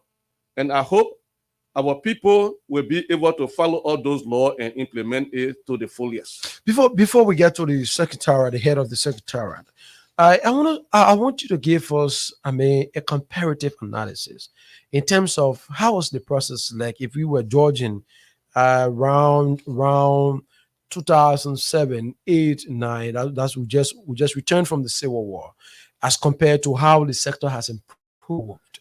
If there is any improvement, relative to that, I'm asking that basically. So we should have an online tone. Usually, at times when we have this conversation, people think that it is a government that decides this, but at times the system as we move on, there is improvement being made, and you in the sector will have to adjust to these things. I want us to have a comparison about the current situation you guys face in the rubber sectors as compared years back, how the system was in terms of the purchasing of the good, of the product. I'm talking to you, Mr. President. Okay. Let's start with 2007. From 2006, 2007 to 2008, there was nothing a moratorium, and we have free market economy. And by that time, the buyers of the rubbers, they were in numbers. There was competition. In fact, we took the price of rubber after the inaugurations of former President Ellen Johnson Sirleaf from 600 and is one at 1,835 United States dollars per metric ton by 2008. And those very people that don't want to see us surviving, when they look at it, they went around. Look, it is not just the government, but there are people behind the scene. They went to the president and told the president, look, Madam President, you have to pass executive order. Place moratorium on the exportation of unprocessed rubber. And the reason that they have been using continuously, it had to be with theft abuse, misuse, and abandonment. Mm. Okay, but for all On the part of this, I'm saying the sellers or the buyers. no, the argument has been that people can steal rubber, and theft is national security matter. Until the criminal is caught, you don't know who is the criminal. So when they came out with this thing, we proposed to them that look, if that is the case, we can all work together, put in mechanism and fight it and see those that are involved. And if you call them for download, they will refuse. They use avoidance. And they will not like to participate in anything that will address issue. But what they want is executive order, moratorium. So who are and those? their target has been the aggregators who are the brokers. But there is no evidence where they arrested a brokers in numbers and took them to the police or took them to Ministry of Justice. Because before you come out with decision like that, it means that something is happening and it has become so alarming that you have credible evidence. But there was nothing. There was nothing. You get me? Even though was ever conducted an investigation, and they could not really find anything. So what we found behind the executive order is a cartel established by a few, handful of people, processors. Are those persons Yeah, Liberians? They are not Liberian. Those who practice this thing are foreign capitals. And we are not against them. They are our partners, and we hope that we can all see reason to do business together. But for them, their idea is to put Liberian out of business. And this are things that we are resisting. You know, since the coming in of Jetty, people thought that his coming in could have helped the process improve when it comes to the issue of buying rubber, because he's saying that he's going to start manufacturing things in Liberia here. So he wanted to do business with rubber sellers like you guys and other people. I don't know, since the coming in of Jetty, have there been any improvement? Because we've been having Firestone here and business just been as usual. And then since the coming in of Jetty, who say that he want to process rubber here and do a lot of other things, how things been like? Well, the coming in of Jetty started around 2021. I told you that the first executive order was issued 2008, which was executive order 16. And at the time when the price of rubber was 1,000, I dropped it to 525. Then had to go on in Maryland. That's US dollars. US dollars. Okay. The demonstration had to go on in Maryland. That is a disadvantage as to accessing market. You know the condition of the road and the distance. So those guys used to do their business to the Ivory Coast. When they caught it in, when they brought the executive order, there were sufferings at the southeastern region, and it led to mass demonstration. And Madam Sali removed that ban at the time. So from 2010, when the demonstration took place, 2010, 11 to 12, rubber price went as far as 2,410 United States dollars per metric ton in Liberian market. Up to 2013, when the same group went again for executive order. So from 2013, executive order 50, 2016, executive order 60. And under our law, the duration of executive order is 1 year. But the guy was doing the thing now like it was some kind of constitutional provision that when it is passed, it become perpetual. And they were doing it, fighting, putting the aggregators out of business. And the aggregators are the one that we call the brokers. And they are the risk bearer. And what they do, the biggest company would not like to do it because when it comes to risk. These guys will do pre-finances, buy material, the backers, wire spouts and things, and even get cash advance to the farmers. You get me? So when this decision was taken and those guys were knocked out of the market, it victimized the farmers, and a lot of them closed down the farm. And besides that, as I told you today, that whenever the decision is taken, the first thing you will see is that it drop in price, constant drop in price. And people get discouraged. So with between that time coming to 2021, you have almost up to 60% of smallholder rubber farms shut down because of the condition. Wow. And it led the dangerous thing that happened is that some people felt discouraged. They said that the rubber was so political, and in fact, it was not a crop to invest in. Many of them started cutting it down, planting different cash crops, the palms, and other things. So 2021, we had to talk to the former Agriculture Minister, Madam Jennings Cooper, to find a way to talk to the former president to see reason and come out with decision to remove this thing.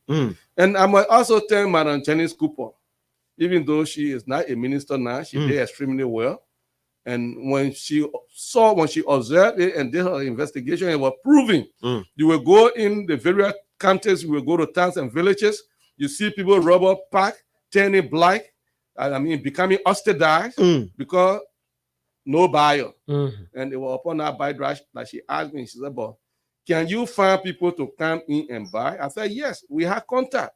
But the thing about it is that when they come and buy, the rubber will not go because of the moratorium. Wow.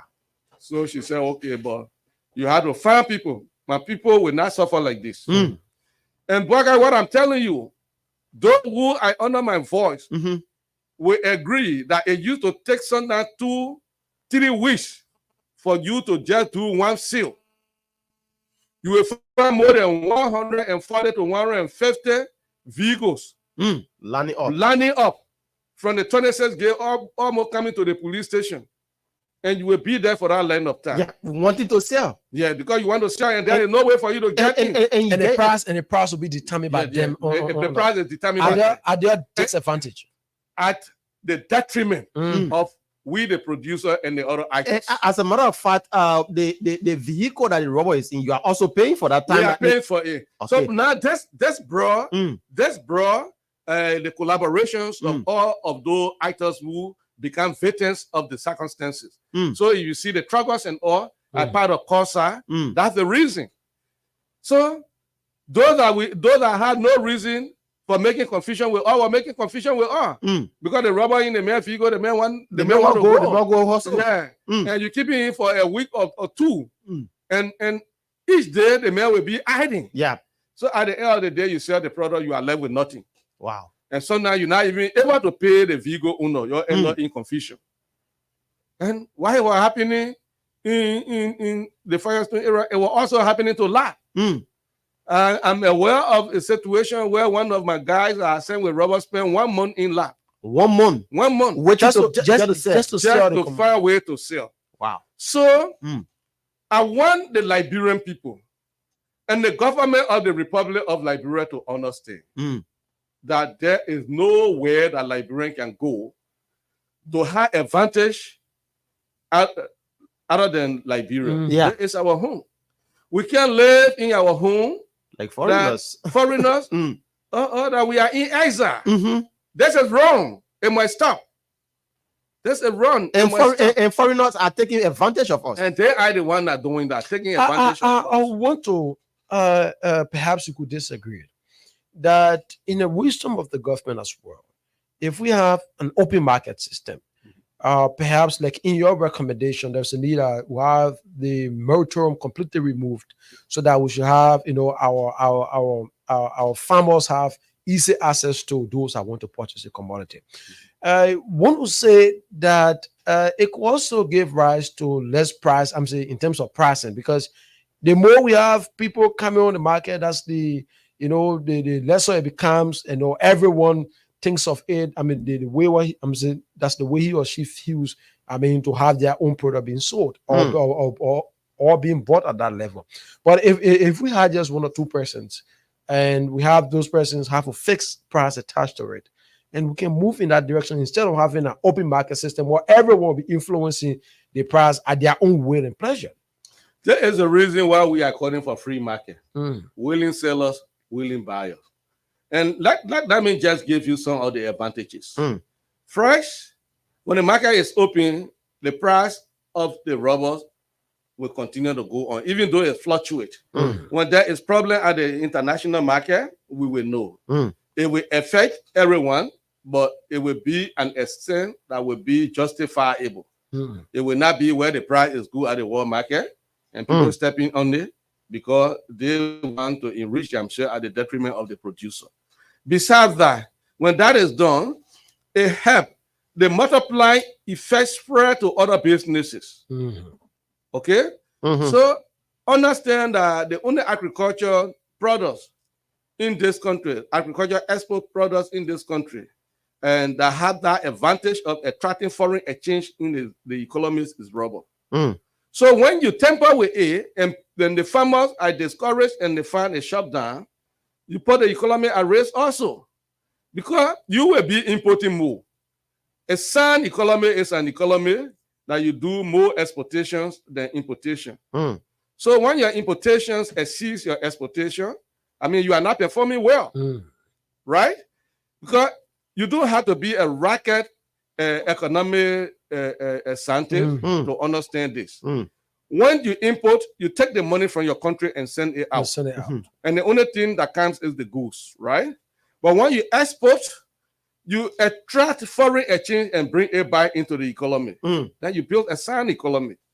But where you try to play, with your economy by affecting people who are the producer that's supposed to increase your export supply, you are at risk. And Corin has sustained this is where we are. This is what we are addressing. Just within 1.5 months, right after the removal, I think we are picking up. We can see, what we do. We don't just sit. We visit other businesses and see how their sales are running. And it's been established that just within from the 23rd of May coming up, there are some improvement. Even people who are not in the rubber sector are all getting happy. So I can tell anybody, if you attempt to say that you want to pass law to prohibit the exportation of unprocessed rubber and get monopoly to few pressing here, you will have problem with the Liberian people. That means just be bold to tell you. Because nobody will be happy with you. Let us move on to the head of the secretariat. We want you to give us your own account about this as well. You've been in the sector, serving as a secretariat at that level, it means that you supersede you have an understanding about how the sector is being run as well. Let's listen to your own account. Quickly, before we go in deeper, I just want to give you a little understanding about the high competitions in Liberia that is being violated. The current president. Please speak to the microphone. The current president, His Excellency President Joseph Yuma Boakai, is a signatory to this art competition. The ads were approved June 14, 2016, and it was printed into law July 6, 2016, during the administration of Manaseri. Let me just read the preamble to you.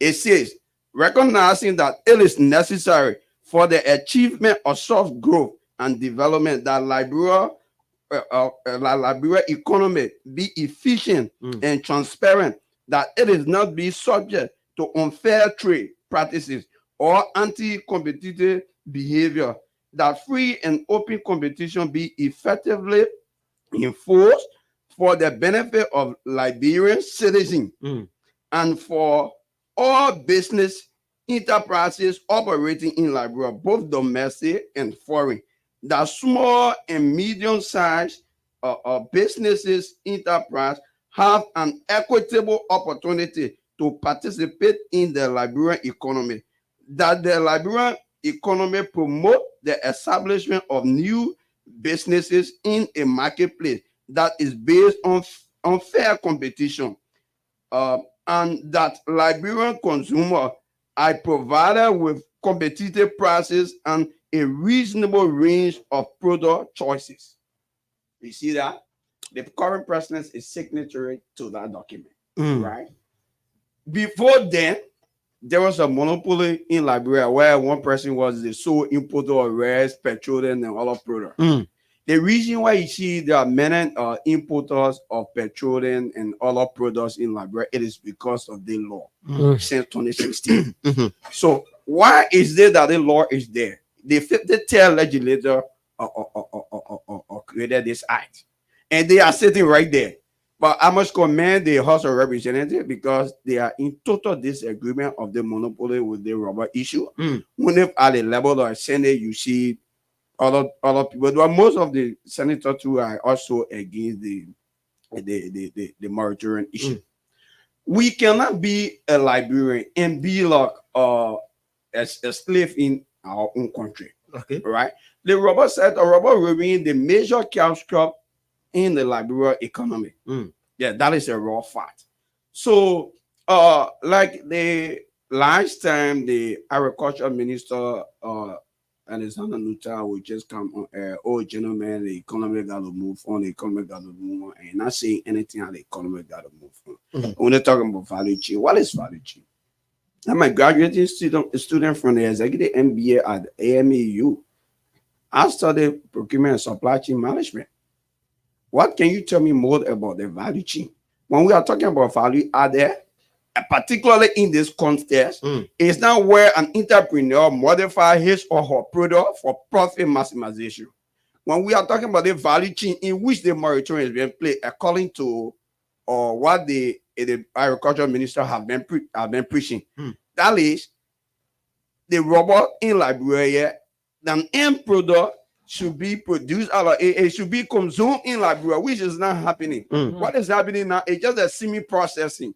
Process the rubber into TSR 10 or 20, which they technically specify rubber, TSR 10 or 20. That is the processor, the semi-processor like Jetty will just do that and sell it on the world market to sell for a better price. How does that benefit Liberia? How is that? I'm trying to understand something here. You talk about TSR. From our belief and understanding, we think that Jetty were kind of processing or doing everything here about rubber or producing chairs, producing dishes, producing a lot of other things when it comes to or using our own rubber. Is it not done like that? Or what is Jetty doing at that establishment? Nothing like that is done. And in the meantime, rubber is a very expensive product. Chairs is not the product of rubber. The rubber chairs are not product of rubber. Those dishes are not product of rubber. Okay. These are end product of crude oil. Oh, all right. Yeah. So the rubber, you can fit surgical glove out of rubber, which is the latest. You can fit condom out of the rubber. You can fit tire. Okay. Right? Jetty is not doing anything. He's doing semi-processing. The same thing Firestone been doing from since 1926. Semi-processing and send it on overseas market to produce our tires and other things overseas. The same thing the lag is not doing. Yeah. Like do the semi-processing. It only add value to the price to the world market. Not to Liberians. Liberian benefiting. The bagger you have your pawpaw in Liberia. You don't want to sell your pawpaw in Liberia. You want to sell your pawpaw to maybe in Europe. So you cannot leave the pawpaw raw like that. You send it to Europe before you reach there. You know the condition are they may not even buy a better price. He said there is a way that I can add a little value to my pawpaw that when it reach to Europe, instead of buying the $50 for one, it can be sold in Europe for $150 for one. How does that benefit Liberian? It wouldn't benefit you, company, the entrepreneur. the company. Only the company it provides job as well. We know, but on what it's not on an increased level. Okay, how many person will be employed in Jetty factory, right? But what we are trying to say, a lot of people will be employed because the last time I can recall, the Charity Affairs of the United States, Catherine Redicquez visited Jetty processing plant, and afterwards she commended him for the work he's doing there, and as I'm saying, and how well he's going to help improve the rubber sector in Liberia as well. I mean, she's on record for that. So that's what I'm asking. That if you say there's no direct benefit to Liberians, I'm a bit puzzled about that. This is not what I'm saying. I'm saying the agriculture minister has been preaching value added, right? He's been talking about Liberia should be to graduate from the stage they've been in exporting unprocessed rubber and move to value added. How is that value added benefit Liberians? Because what they are preaching that rubber product should be, we should use rubber end product, and that is not what's happening. This is what I'm saying. Again, in the meantime, for every business, it is important to do a feasibility study. Legal came in the country they fail because they never make the good market survey. Okay. You want to build such a processing plant. You don't have your raw materials. So in the supply chain, the most important thing is identifying your raw materials. So now what the feasibility study is good for. When you identify your raw materials, so you venture into that business, you cannot fail, right? Not because you walk in neighbor country, you saw plenty of rubber stock at the very buying station, and say, but then I can build a rubber factory. A rubber factory. I'll get rubber. No. How do you know that the rubber going to come to you? You sit, you have the MOU with the farmer, which are the raw material source, and then you'll come to one understanding, okay, this is what going to be done, and this will be a benefit, and we'll have a memorandum understanding that you will supply me the raw material. I will give you a fair price. I will invest for farm extension. I will do all those things. We're just going to be cool. But I got a different instinct. You planted your pawpaw in your yard. You found the pawpaw sound yourself. Government never help you. No processor help you. You plant your pawpaw, you pay people to take care of it, right? There has been no subsidy from government towards that. Then your pawpaw reached to the stage of harvesting. Then somebody is telling you, say, no, you cannot sell your pawpaw to the person you want to sell it to. Does that really make sense? No.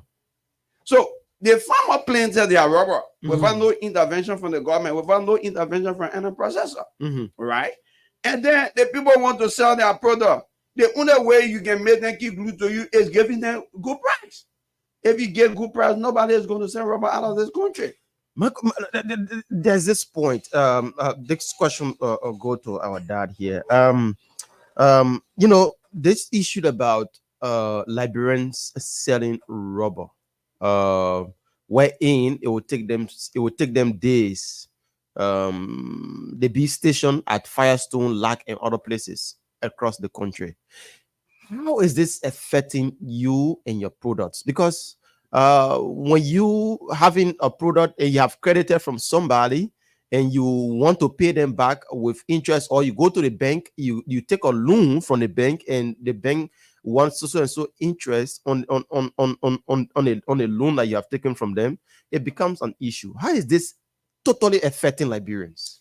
It has badly affected rubber producers as well as other actors. Well, let me tell you, we lost a lot from the executive order. I personally, I lost $350,000 Liberian dollars with 5,025 United States dollars.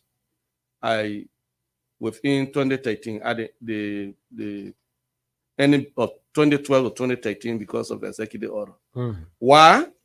We have done some pre-finances to the farmers. Our money was on the fee, it remained there when executive order came and it stopped us. And it was difficult for all. It was not only I alone. A lot of aggregators that were on the fee at the time, we lost. People who also took money from the bank lost their property. Yeah, you said it lasts. The period it lasts, the bank ended up taking out the property, and they had to sell the property for the bank to get her money. As I speak to you, most of our friends that were not strong enough, they died. Wow. Today, a lot of them are paralyzed from stroke. When the situation became tough, more Liberians left, and they started finding way, going through Morocco way to find a way to Europe. A lot of them died.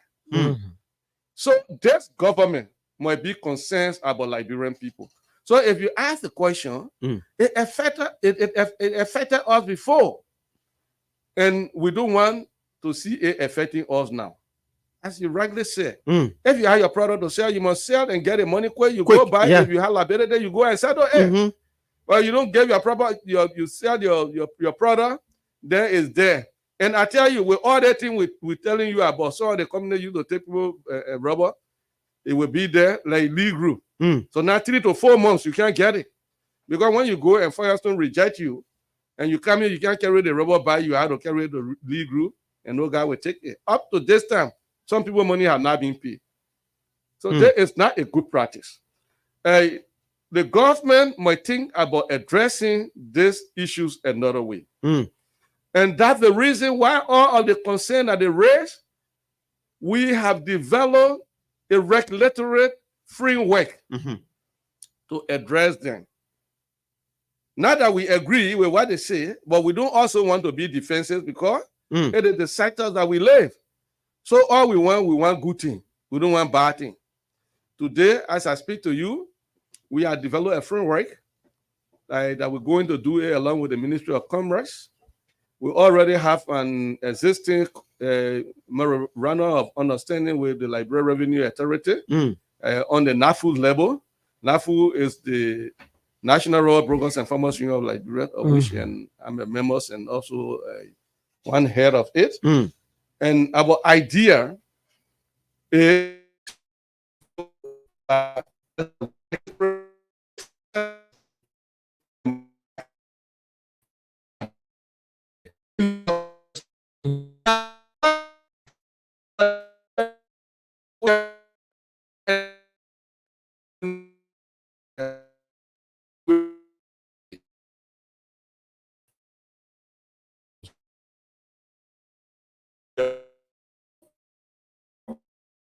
These are things that we're talking about. We are trying to produce more.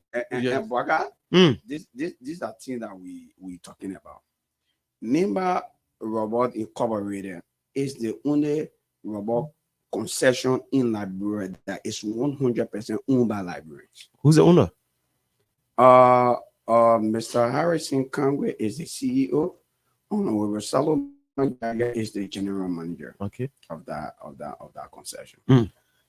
This is a company that the government of the Republic of Liberia should even be proud of and then invest into it. But on the contrary side, it is government that owing and are making. You want to say that again?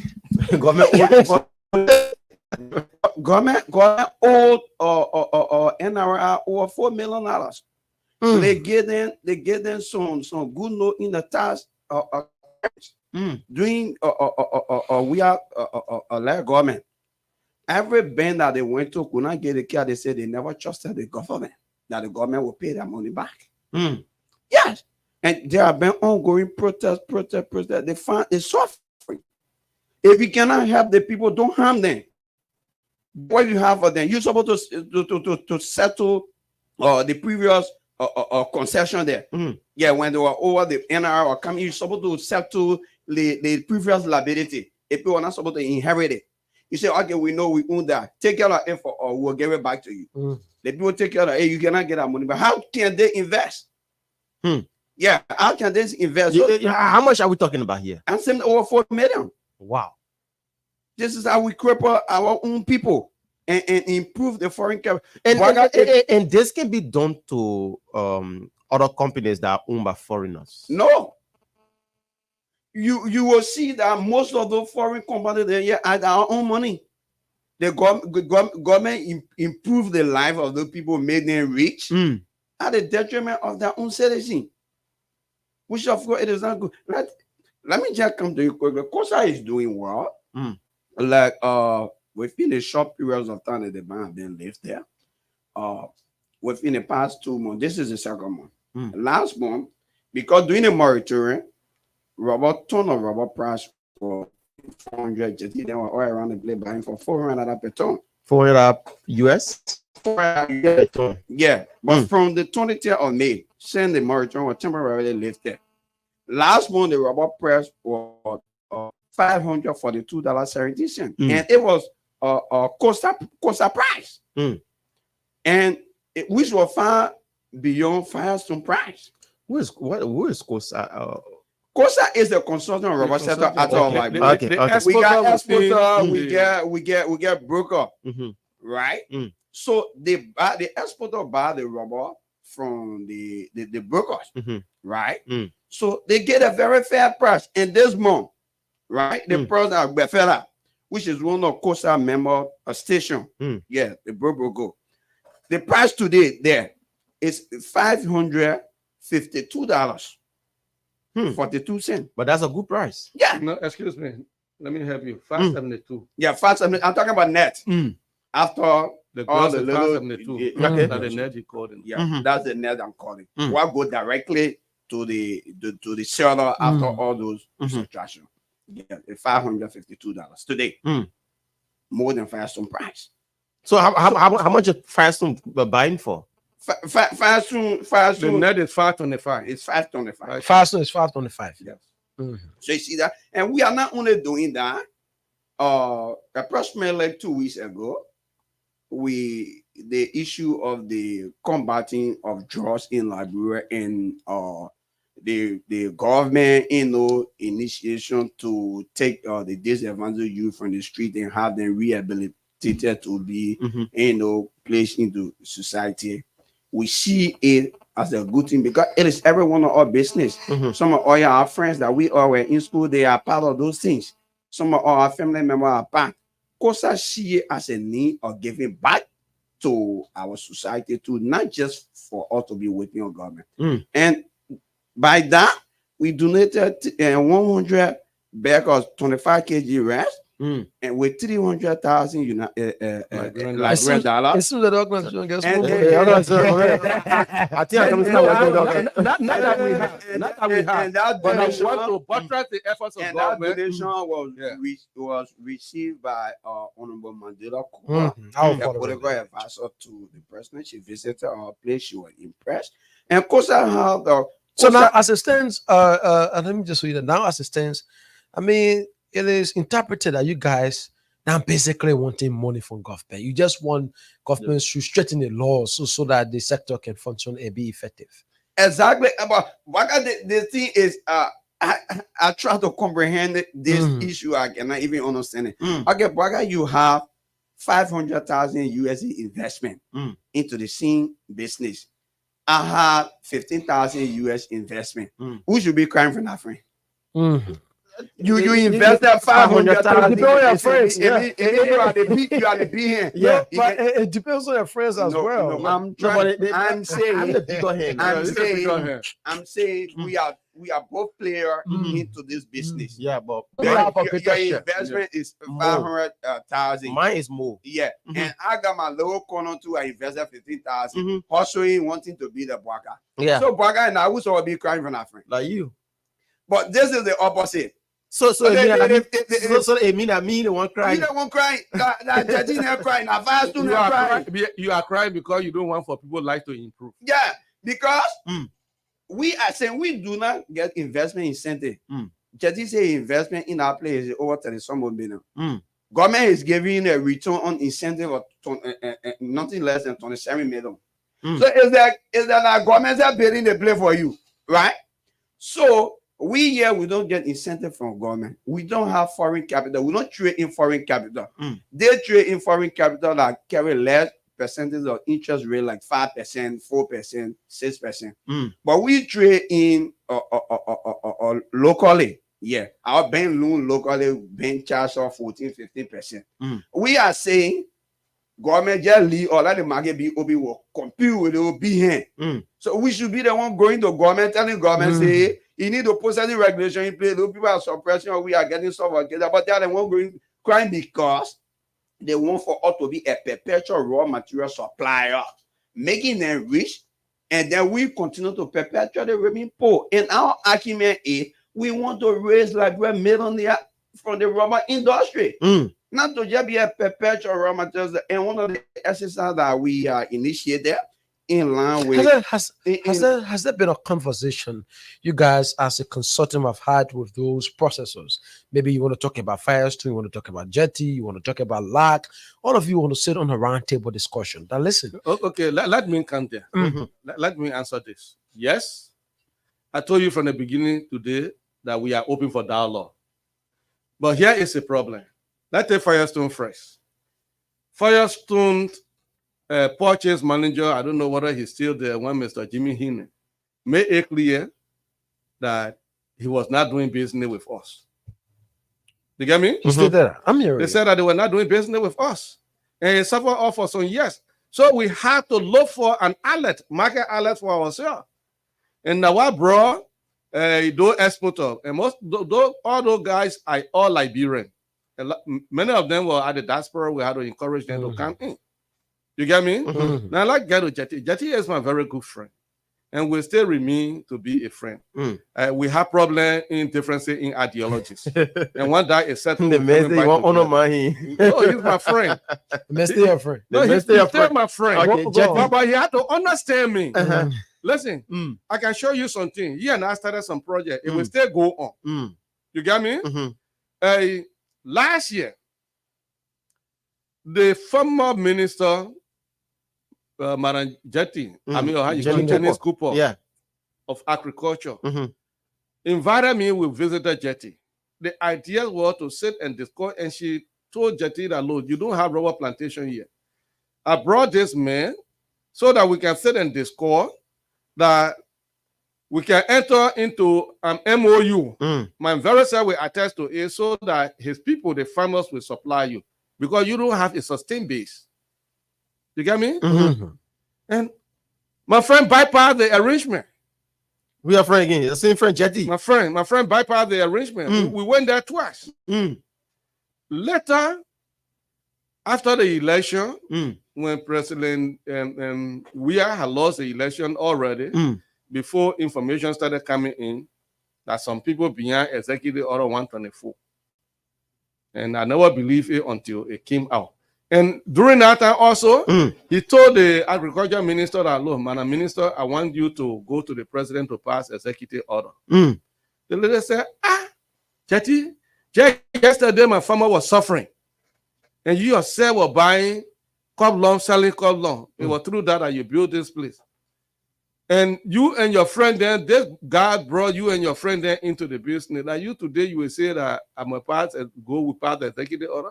The lady say, I'm not doing it. I don't want to see my people suffering again. So God, she's seen that other people were there. They were attached to it. And stay, my friend stay, bypass, and he stay when he work around. So they just want to see the downfall of Liberia. But what happened that some certain thing that he's not understanding. But I know he will understand it. Why he's not understanding?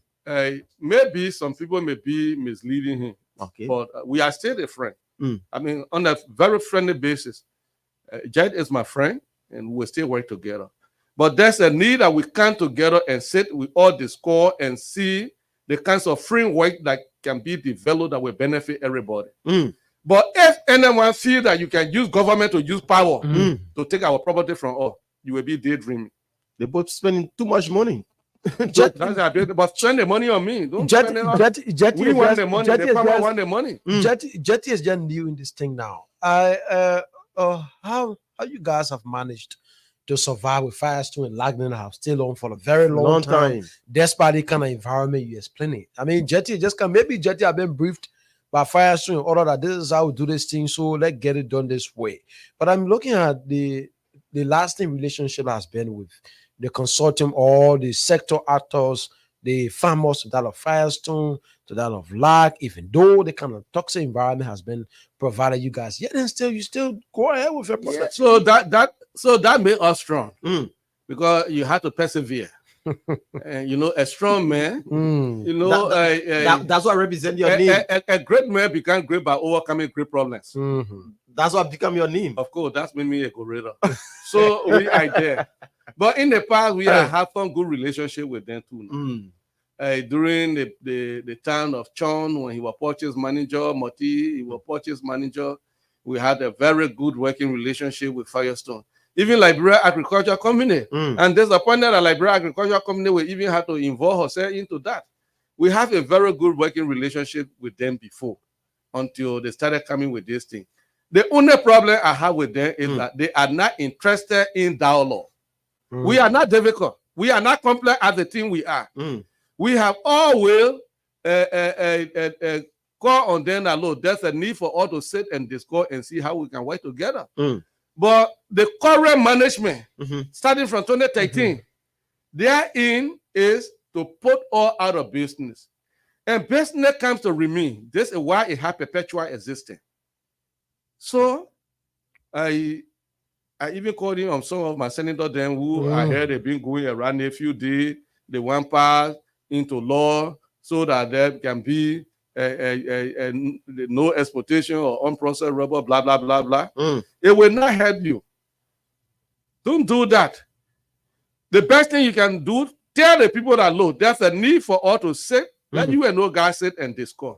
Let me tell you, Buakai, if you are offering good price, the price at the world market it fluctuates. And not something that is stable. But it can be determined by the DRC. DRC in rubber is dry rubber content, otherwise solid rubber content.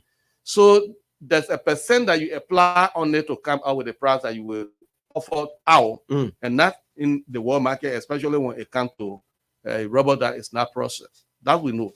If we work around it, and you offer a price that can satisfy all, nobody will have reason to export unprocessed rubber. The period I'm telling you about the 2008, 2006 coming to 2008, even all the way to 2013. The market was open. There was nothing a monopoly. But how many persons were exporting unprocessed rubber out of Liberia? No, because the price was attractive. You get me? So if you offer a attractive price, if you create the environment, the government create the environment that will be conducive for everyone. And no one you will see looking for market. But we are looking for market one because the guy refused to do business with us. Their intent is to put us out of business. And you're not sitting there happy. And we were not business kind of remain. I told you it had perpetual existence. That's why in the law. So even people who thinking that we will stop there, if you do that, you will be causing problem. Legally, we will take issue with you. Okay, so because you are not the one that organize our business. You are not the one that planning our rubber. Okay, before we cross over to our brother. So, folks, if you are just joining us, this is the Punch Breakfast Show on Punch FM 106.7. We are coming to you live from Painesville. Buakai Amara Kamara is my name, Harris Biddy, and we are in conversation with members of the rubber consultants of rubber sector actors of Liberia. Awesome. They are here this morning talking about the rubber sector and how things have been like, how they have been marginalized by our foreign partners, our foreign brothers that come here and want to marginalize our own Liberian citizens. You wanted to say something before we go to the formula because we have to take calls. Yeah. I want to say something. Just speak to the microphone. Okay. Like the question your colleagues asked, we've been coping with Firestone, lag, and other how is it about Jetty? Yeah, there have been the little good and the bad side too. The rubber sector has since been struggling even before Jetty can come. Jetty is just an added. It's just an addition to the struggle that the farmers are. But he make us believe that he was coming with a different start and not to get connected with people that already been existing. He make us believe. He make we Liberian. For me, I'm not in the sector, but I've been following closely, media wise. He make us believe that he's coming with different style and he coming to work along with the Liberians. Make them benefit from what they are producing. That was what he said. You know, the people take Liberia to be like a dumping ground. People say something different, and their motives are always different. This is what we have been experiencing in the country time to time, right? Let's look at Jetty. I'm from. This is what makes COSA unique, right? COSA memberships are the truckers, the exporter, the filing agent, the brokers, and the farmers that we have been saying from the beginning. I, from the transport side, I had over 10 traders that transport low rubber from those various counties to Freeport for shipment. I used to do transport for Jetty from where I used to transport Jetty rubber, right? But what is Jetty doing now? Jetty is equipping the chief. You cannot work in the sector equipped with another chief. Right now, Jetty has their own car that go into the field and bring the rubber. So he putting people out of business to transportation wise. Yeah, out of business. All of them destroying the supply chain. Chairman, just give me a little change. That is the reason why COSA function in collaboration, but distinctly with constituent members. No exporter will go in the field from the COSA angle to buy rubber. The broker that is their end. And then the farmers who will not come to sell directly to the exporter. Farmer will sell to the broker. No exporter will provide transportation for themselves. You leave it with your constituent member that is into the transportation business. And that is how the whole supply chain works.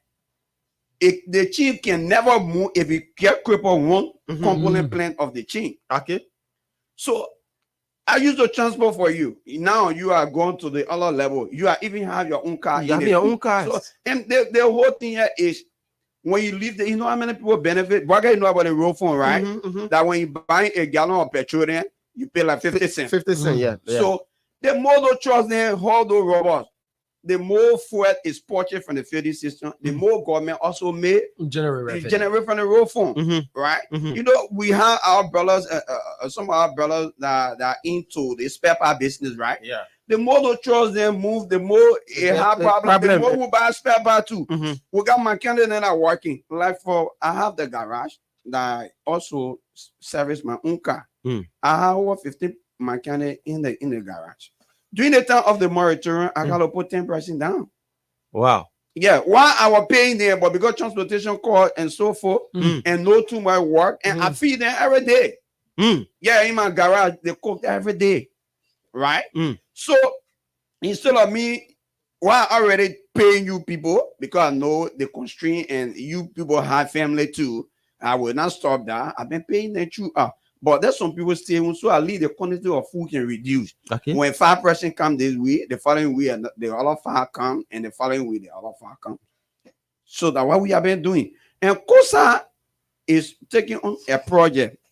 We will be the only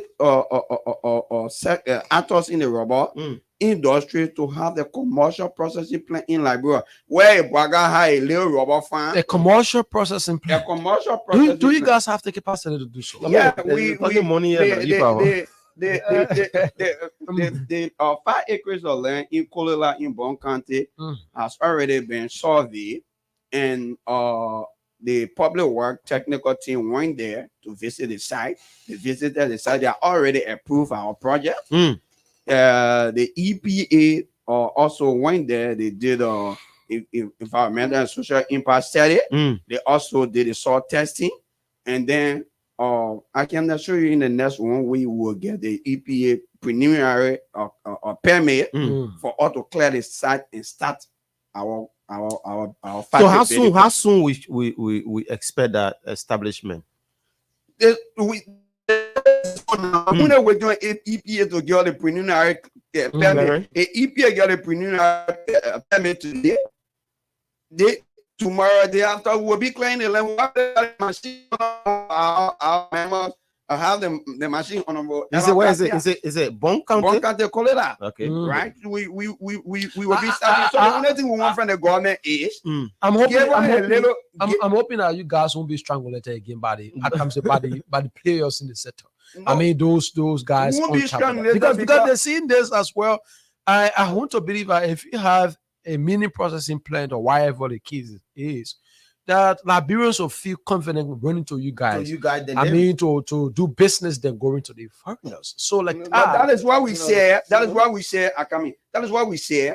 We don't want. We want to keep everybody, at the state that you will feel comfortable, right? Because with that, we don't have to tell the farmer say you're forced to sell your robot to us, right? You had an auction. You either sell your robot to us with a given price, or no, not even price. It's not our plan will be commercial. Though concession company the plan they have is not commercial. Okay, right? Our own is commercial. Where Braga have a little robot, maybe or one pickup for Braga is saying, I don't want to sell my 2 or 3 tons to you, but I want for you to process it for me. Braga only pay processing fee for the factory will process Braga sell robot to oversee my game and make good money for yourself. So at that point, Braga is not forced to sell to me. Braga got an option to either sell the robot to me or I get process it and pay processing fee. Yeah. That would be a good thing. Yeah, and and we are partner overseas are taking responsibility of 70% of the process cost. We taking kind of the 30%. And we are telling the government say let the moratorium not be reinforced. Just give her a briefing for even 18 months. While we making business, taking care of our 30%, while overseas partner taking care of that 70%. And within less than 2 years, you will see we have a commercial processing plant that everybody can start exporting Unprocessed rubber. Okay, you wanted to come in so we can take the food. We have to take Yes, calls. yes. Yeah. So he asked a question that if our plan is established, other Yeah. we have more the capacities of our plan, a less is just a 3 ton per hour. So it's not going to take more rubber. Rubber will still be there. The thing there, our plan, we even need more plan. We need more Liberians to get into the ventures and establish more processing plan, right? And so it will not affect anybody. The problem here is the farmer should be encouraged. The actual price should be paid. There are a lot of farms that are not open yet. Just a few times ago started reopening.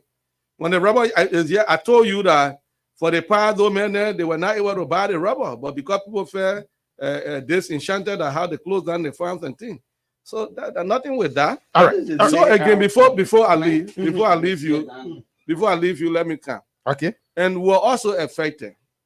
Just right after lifting the ban, we pay up to $261,000 United States dollars in storage fee for the container that were being stored at the National Port Authority, and it's affected some of our police, investment. In fact, most of those guys who were there, they were not even able to break even. They lost. So government need to see reason to open some space so that we'll be able to recuperate. There is our home. We are not committing any crime. We are not committing any crime to be punished in that way. And this issue of plastic chair, plastic bucket, all those things that people using as propaganda, there is no way that anyone can produce Go on. Hello, give me a chance. There is no way that anybody can produce chairs, no plastic material out of natural rubber. Natural rubber contains elasticity. Think that plastic chairs, bucket, those basic items they're talking about, they are produced out of synthetic rubber, which is a byproduct of crude oil, as the secretary told you today. So nobody should fool you to say the people are here, they come and produce plastic chair. I listen to one BMS talking that I just laugh at him. So that's it. I think we appreciate the government. We must again commend the government, the direction. Even our little opening that she gave to us, I bet more than 100 years. Before we take calls, I spoke with the then agricultural minister, Dennis Cooper. Currently, we have Dr. Newton as agricultural minister. I mean, he trained that relationship with him. He's a good man. We are not ready to be but he also had to understand that we are Liberian. I think he should be the one to be standing outside buttressing our efforts. Now, all we need is to get into a dialogue. Look, let me tell you again, as I said, even though I'm Gorilla, but we are not too complex. We understand. But when you create problem, that's the time. So like on all need to sit as Liberia, we need to sit on the table and talk. Those foreigners are our partners. We are not against them. We are not against foreign businesses. But they must also understand that they are in our home. They should stop doing things like they're fighting to put us out of business. No. Okay. We have to go to the phone line. We have to go to the phone lines, guys. We'll take some calls. You're listening to the Punch Breakfast Show on Punch FM 106.7. We are in conversation with constituents of consortiums of rubber sector actors of Liberia. So now you can place in your calls on 0778 685 699. Once again, 0778 685 699 for the men. The ladies can call on 0776 549 122. 0776 549 122 for the ladies. You can call 0880 561 644. Let's go to the phone line and take this person. Good morning, welcome. Yeah, good morning, sir. How you doing? I'm doing pretty well. Your name, where joining us from? My name is Anders Jasin Gupi. I'm calling from Nimba County. I wouldn't see through social media. Okay, welcome. How is Nimba this morning? Oh, Nimba is very calm. Okay, go ahead and make your contribution. Okay, thanks to your studio guests. You know, in this country is for all. We cannot be deported from our own country. And one of those, I began a veteran in the rubber industry. That I took my rubber, 38 tons of rubber from Maryland, I brought it to LAC. And I spent 3 months, 7 days in LAC. Every day, lasted a buy 25 tons of rubber. Before your rubber can be skilled, you have to drive with money. If you don't have money, somebody will charge you, bring $100 USD. For today, we can skill 5 tons of your rubber. Then somebody will come up behind and say, no, I'll give you 125. And we should make our money to sport today. I spent 2 months plus in LAC. So the government has to see reason. We, the rubber farmers, our rubber is our own property. It's not the natural resources for the country. Every day, the executive order is roaming around our own property. We voted for the government for us to be protected. We are citizens. Those guys will come from their country and can push cartoon in this country, then they try to marginalize, and some of our lawmakers then can support it. I listened to one of our lawmakers from River said, I know he cheered on agriculture to the Senate. We don't have a palm farm or a rubber tree making cheer on agriculture. We cannot make mistake in this country. You get a senator to speak for the citizen, then you dare supporting foreigners' behavior. It's not bad. 2029 is coming. Yeah, that's why when we're ready to put them out, we can look beyond, we can vote with vestation because they are not good to us. How you will be lawmaker to speak for the market of the citizen and you go against the citizen?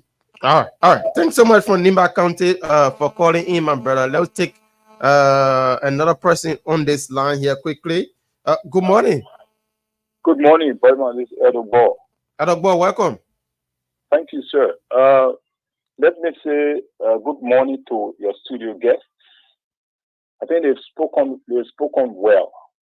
Look, I think it is about time that government herself can be able to invest in the rubber industry. Who say government cannot open her own farm, through giving loan to people, to be able to settle their own processing plant to process rubber in this country. It is about time that we make Liberians, millionaires.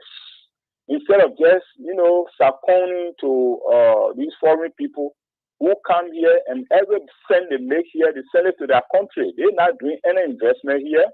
That is the problem. And they spoke of Nimba Rubber Incorporated. And since the government, according to what I heard from my brother, since the government took, that loan of $4 million. So what is this present government doing about it? It's about time that they can come in and to do all this as soon as possible. And this up to this time, if that is true, we're not hearing from the CEO of that NRR and other executives. It's about time they come because our people are suffering in Cocopa or Okay. All right. Yes. All right. Thanks so much, Edogbo, for calling 0778-665-699. Once again, 0778-665-699 or 0880-561-644. Let's take this person. Good morning. Welcome. Yeah, good morning, Baga, and good morning to the guys. Yeah. Your name is joining us from? My name is Ghana David, calling from District of County. Welcome, my brother. Yeah, thank you very much. The studio guys are so relatively, and these are some of the things that we appreciate in our government to see how best we can come out to be able to prioritize the Liberian institutions. Because you see, one of the reasons that led to the strengthening of the Liberian institution in Liberia is based on government. They are contract and businesses that Liberians want to do, government aligned, foreign national to get involved deeply into it and they deny their own Liberian rights. So let them see how best they can be able to prioritize Liberian businesses and Liberian companies. There's no country around the world will come into Liberia and inhale Liberian companies and businesses to see how that they can be able to live them. Only Liberian government can do that. So let the government be able to work with our own Liberian. Thank you very much. Thanks so much for calling in. 0778-665-699.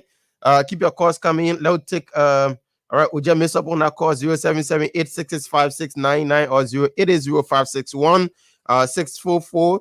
The ladies can call on 0776-549-122. If you want to be a part of the conversation, we stay taking your calls. And we are still here on this platform. We're talking about the rubber sector of our country this morning and the difficulties Liberians are feeling, the pinch Liberians are feeling when it comes to selling rubber in Liberia. So we're still taking your calls 0778-665-699. Let's take this first. Yeah, good morning, Radio Punch. Your name, where joining us from? This is Stanley L.J. Sewolo of Bon County, a potential rubber farmer. Okay, Stanley, welcome. What part of Bon County are you calling us from? I'm calling you from Baila town, the last town of Bon County going to Nimba. Okay, welcome. Go ahead and make your point. Yeah, thank you very much. I thank the studio guests over there. They have made our day.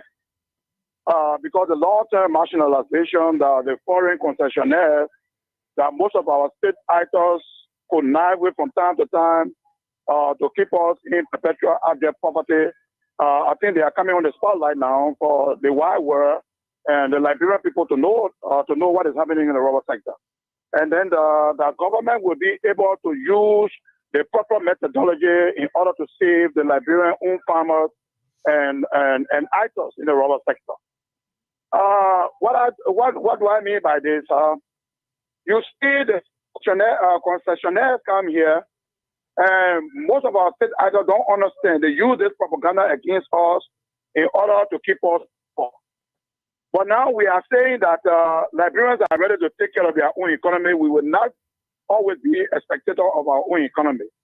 Unfortunately, when we met with the Senate Standing Committee on Agriculture, like the previous caller said, we were surprised that a Senate committee chair would be there to protect the foreign concessionaires against their own Liberian to progress the rubber sector. We want them to stop that now. And that idea that they are bringing, that they want to pass in the law, but we tell them to be passing the law so that they can put monopoly on the smallholder rubber sector. We wanted to stop that. And they must stop that immediately. Thank you very much. Thanks so much for calling in from Bon County. Let's cross over to the United Kingdom to talk to this. Okay, we just miss up on him there. You have to call back. Our brother from the UK want to be a part of the conversation. 0778-665-699 is the number that you can call, or 0880-561-644. 0778-665-699. We're still taking your calls here this morning on the PBS. That's the Punch Breakfast Show. It's the weekend's edition of the show. So keep your calls coming in. 0778-665-699.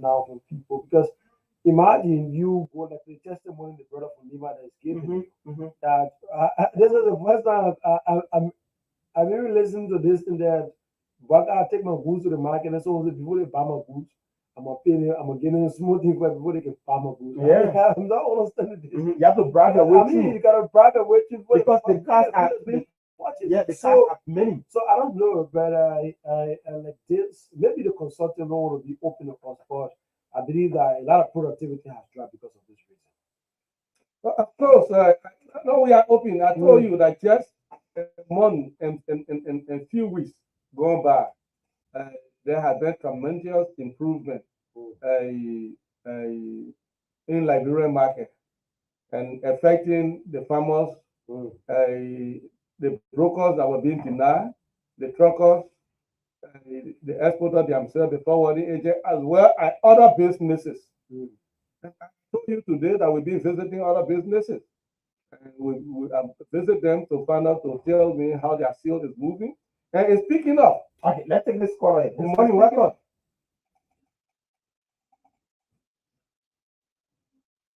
Welcome, Sarah.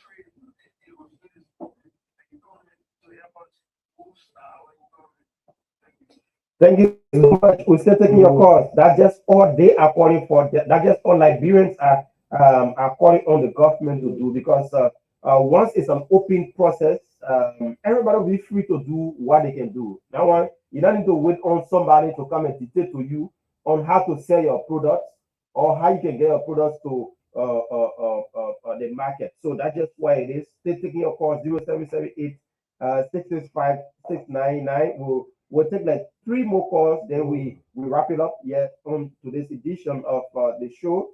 0778 665 699 is the line that you can call us 0880 just keep calling.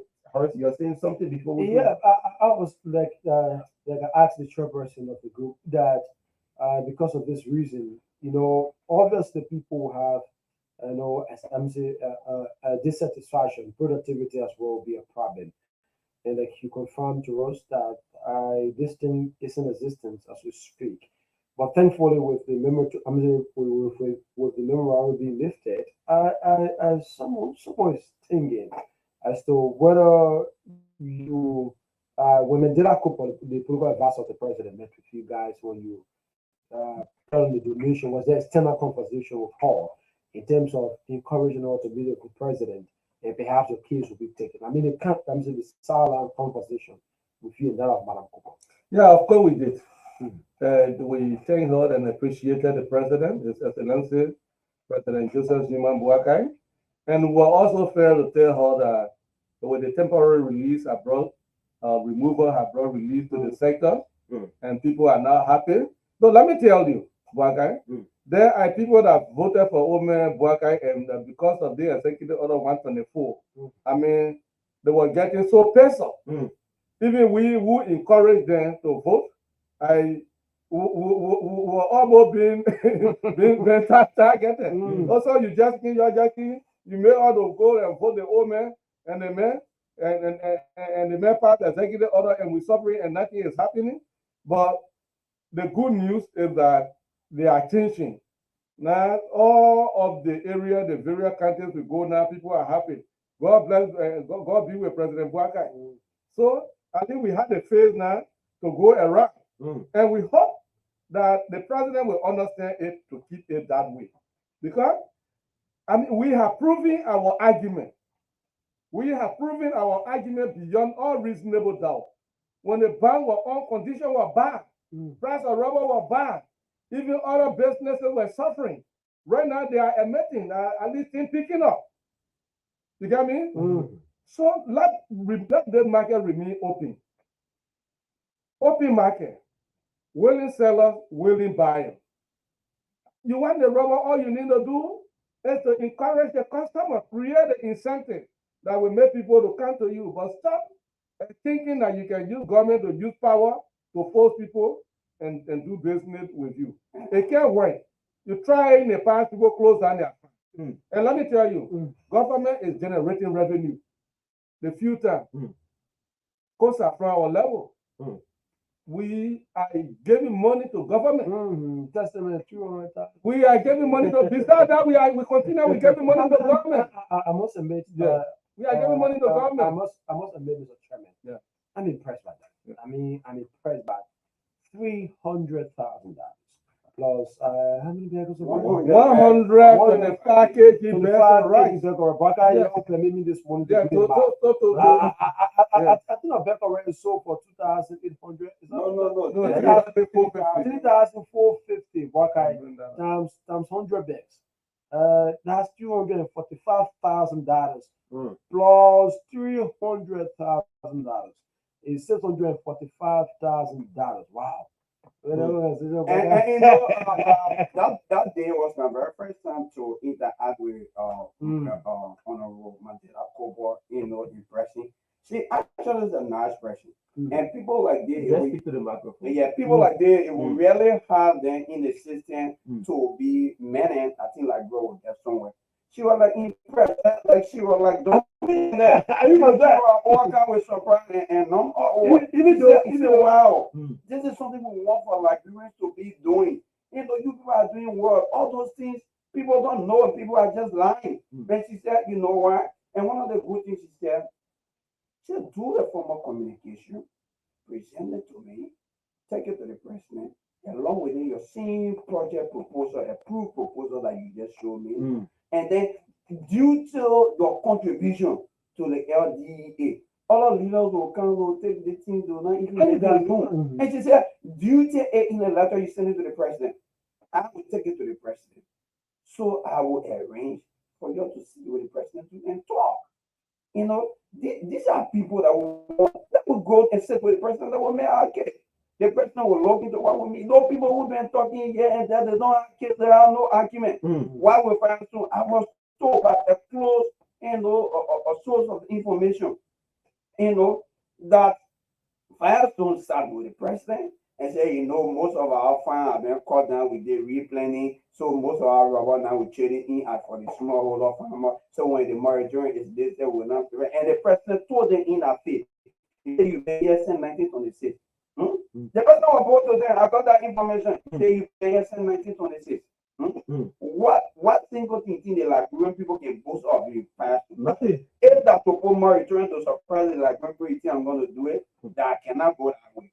The only thing I can go back is to improve the sector. If you can do what the Liberian people will like, they will not go tell Robert overseas. They will come to you. Yeah. And I think the person was very honest in that direction. All right, we'll take the 3 more calls, folks. Then we will wrap it up. 0778-665-699. Like I said, 3 more calls. 0778-665-699. Let's take this person here. Good morning. Welcome.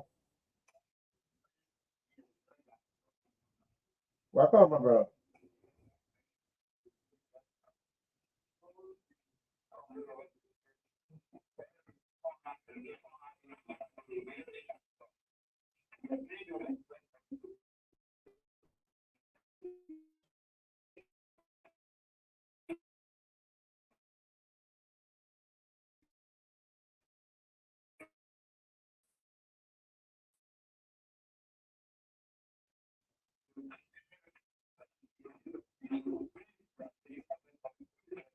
All right. Thank you so much. 0778-665-699. The lines that you can call or 0880-561-644. Once again, 0778-665-699. Keep your calls coming in. You'll be live with us here this morning on the PBS. That's the Punch Breakfast Show on Punch FM. It's the weekend edition of the show. And that would see, okay, we just messed up on that call this morning. 0778-665-699. It's an eye opener. Once you haven't had a conversation with people in a specific sector, you will not know how deep that sector is. And I have learned a lot this morning. I have learned a lot when it comes to our rural sector. And one of these days, at least we We hope to be visit, at that, yeah. at that location that you Yeah. guys will be doing that work. Yeah, we hope to visit the site, and we hope to, just go and experience what the truckers, the business people are going through. It will give us the more, the clear picture of what's going on in the interaction of the people. So we'll invite people when we need a groundbreaking. Yeah, anytime we are here, we're open up to that invite. So okay, Harris. Yeah, we gotta go for Walker. We have to retire on this conversation. But before then, we'll go across the table, begin with the health secretary and close up with the chairman. The $645,000 check. So let's begin. Let's begin with you, the health secretary. We just summarize quickly, and then you give us your parting quickly, and we transition. Okay, thank you very much. I want to say thank you to the Liberian people, particularly people in the rubber sector. We want to tell our brokers, our farmers, our truckers, our foreign agents and exporters that we know the president we have is a president of transparency. It's a president who do not miss his word. It's a president who is let me just say that he's an anaconda, so no one can take him for pet. If people are ready to honor money the reward sector because they feel they have money, they can find a way. We know that the president will not do that. And we pray and also appealing to the president that this ban should be reinstated after the 60 days. The president should just give her a 2 years period. A consultant rubber center ITA will get completed with our commercial processing plan because we need to be generating money while carry on our project. And the only way we can generate money is to allow us to be exporting on processed rubber. Then we will generate the fund and take out 30% of the investment. Then our partner can do the 70%. So okay, we'll leave it right there. Thank you so much, Mr. Chairman. Mr. Chairman. Okay, thank you very much. Before I conclusively conclude, let me just make something clear. Okay. There have been some negative propaganda being spread around that brokers do not pay tax. This is not true, and this is the reason why I brought a check stone from Firestone so that you guys will see. So if you look at the check stone, you will see government tax deduction for every sale that we make. The tax is deducted before giving all the change. Okay. But the unfortunate part of it that we just getting to correct is that when these companies that the government use are withholding agents deduct the tax from all, they go and pay in their name, in their company name, instead of paying in our name. Okay. So it was upon that basis that we raise the issues that how LRA even had to enter into a memorandum of understanding before. You can see here. Let me see. You can look at it. You will see the tax 10 water in the tune of $82 United States dollars there. That's a huge money. When the quantity is more than that, so now we pay up to $1,000 plus US dollar tax, yet an individual, especially from the aggregators that we are the broker. Now, we pay the money. Then you go and pay it in your name. Then you the same president, you go around, then the people can pay tax. And I don't know whether you are forgetting to know that you can give us late. So for that, we have developed a framework. We will be doing it along with the Ministry of Commerce. We're taking some total taxes, $52.57. Yes. So we are taking our farmers, our businesses from informal, meaning that our funds are going to be registered, our brokers are going to be registered. We're doing it in collaboration with the Liberian Revenue Authority and we are the Ministry of Commerce. And the TIN number, the tax identification number, is going to be issued to all of our members so that whosoever that will be used as withholding agent when that money is deducted, so that it will be credited into our account with the name of the payee, so that they can erase this argument. So we just decided to bring this thing to prove it to you that most of the things you can hear over radio, I think they are just negative propaganda. You know, and most times we don't really want to give credence to some of those talks. But again, it's necessary that we provide information to the public so that the public will be aware of most of the things that happen. Okay. All right. Thank you so much, sir. And thank you too. All right, so folks, Harris. Yeah, this is how we have to go. It's the weekend conversation has been a good one. The consortium of rubber sector artists of Liberia has been our longest honest conversation. Yeah, it's about time now. We take our regular weekend break to be back on Monday with fresh edition. But Waka has been a wonderful conversation. Okay, folks. So that's just what it is. We've been here this morning bringing you the trending issues, making news in our body politics. Join us on Monday for a fresh edition of the PBS, that's the Punch Breakfast Show, with me, Bwaka Amara Kamara, along with Harris Biddy. It's been a fascinating time. Yes, somebody say yes, that's just why it is. We talk the talk, we make the move, we shake the environment. That's why it is. The PBS. So we say bye-bye for now. Monday we'll be back with a brand new edition. Up until then, it's bye-bye from our end.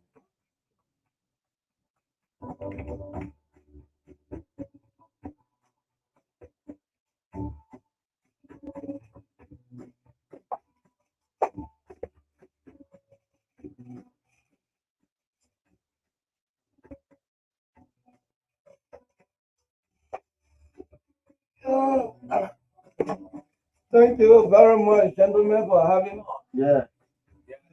I see my name Bwaka today for life. I tell you, everybody, you don't